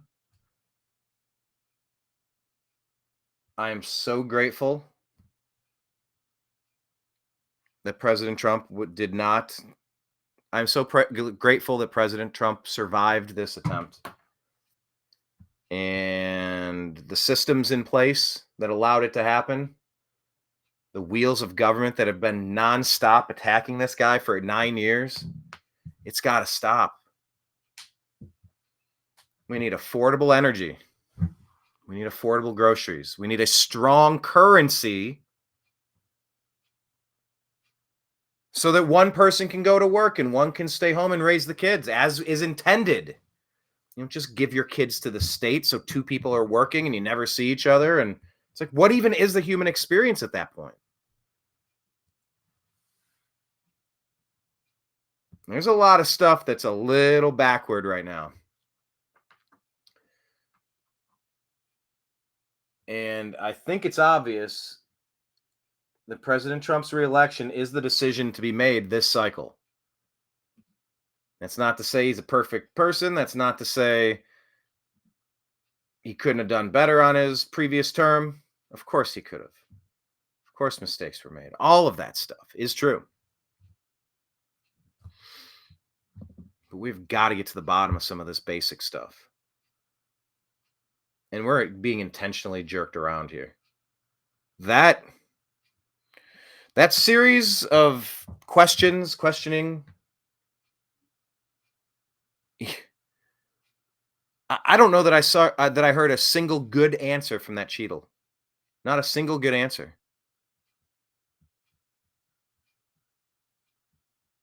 And the regime in charge of Secret Service, that's allegedly Biden. We haven't seen Biden in days and days. He resigned or he didn't. He's alive or he's not. Who's running America? We got roughly 100 days until this national nightmare is over, when the biggest sweep in modern political history occurs, and the Dems are embarrassed by America, who issues the most stern referendum of all time. We were in the Bronx talking to people. They don't like the Democrat policies at all. Tax dollars, U.S. dollars going to fund some illegal alien invader living for free in a 4-star hotel. They're getting credit cards with prepaid with $2,000 to $8,000 on them. Illegal alien invaders attacking people on the subways, elderly people, robbing them, raping them, killing them.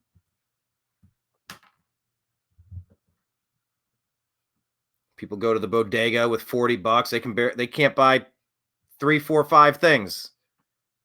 It's almost impossible to get by. This country needs a shift.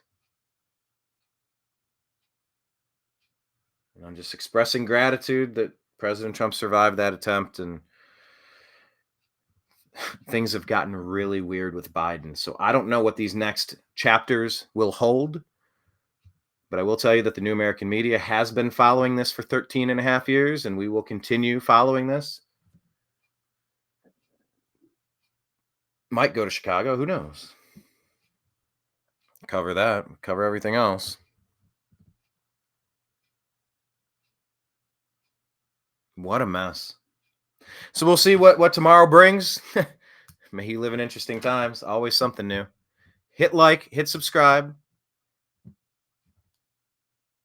On Spotify, our podcast is The Agree to Disagree Show. Hit subscribe, please. Get that podcast on Apple or Spotify. Rumble, find our channel, like our page, watch some content, let the ads play. It's like tossing pennies in our wishing well. The New American Media, of course. True Social, The New American Media. X, at American_media_.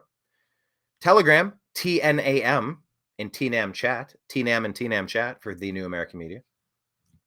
YouTube.com/@TheNewAmericanMedia. 1,500 videos, 13 years. Subscribe, like, go back, check some of our higher viewed shows out. Lots of great content there. Facebook, once again, we got the page for The New American Media, and search TNAM in the groups and find any of TNAM Humor, TNAM Food and Drink, TNAM Preparedness, TNAM Grow Something, TNAM Grow Something. Instagram, follow our Instagram page, The New American Media. If you'd like to send something via donation, Venmo at Brian Engelman, BrianEngelman. And of course, patreon.com/The New American Media. If you'd like to sign up for a regularly occurring $5 a month, $15 a month, $100 a month, $1,000 a month. We'll take it all. We could use it all. Well, we are using it all. The war chest of resources is not infinite. So we're like PBS. We rely on viewers like you to help fund our efforts. If you like what we're doing, if you think we're providing a good context for the day's events, and that you come away feeling smarter or better having watched the show, please support us. And I'll be back probably at 3 p.m. tomorrow for our regularly scheduled time. Maybe with Blake, maybe not. That's up to him. I believe he's on a vacation. But he did do a show yesterday, but that was a special show because Biden dropped out, or allegedly dropped out. But yeah, I think tomorrow, 3 o'clock, we'll try to aim for that. Looking forward to John Fugelsang next week and a few other special guests to come. Check out our videos that we posted from the RNC, including the conversation we had with Gerald A. Morgan Jr., the CEO of Louder with Crowder, Jim Hoft, who runs the Gateway Pundit, and Scott Pressler, what is the name of his group? I'm forgetting the name of his group off the top of my head. It's called something. What's the name of his group called? Not seeing it. I thought it was uploaded. Oh, it's over here. Sorry. His group is called Early Vote Action. Early Vote Action. So, yes, check that one out as well. All right, I'm going to sign out. I appreciate each and every one of you for watching today's show. Appreciate you. I love you. We'll talk to you again soon. Take care. Peace.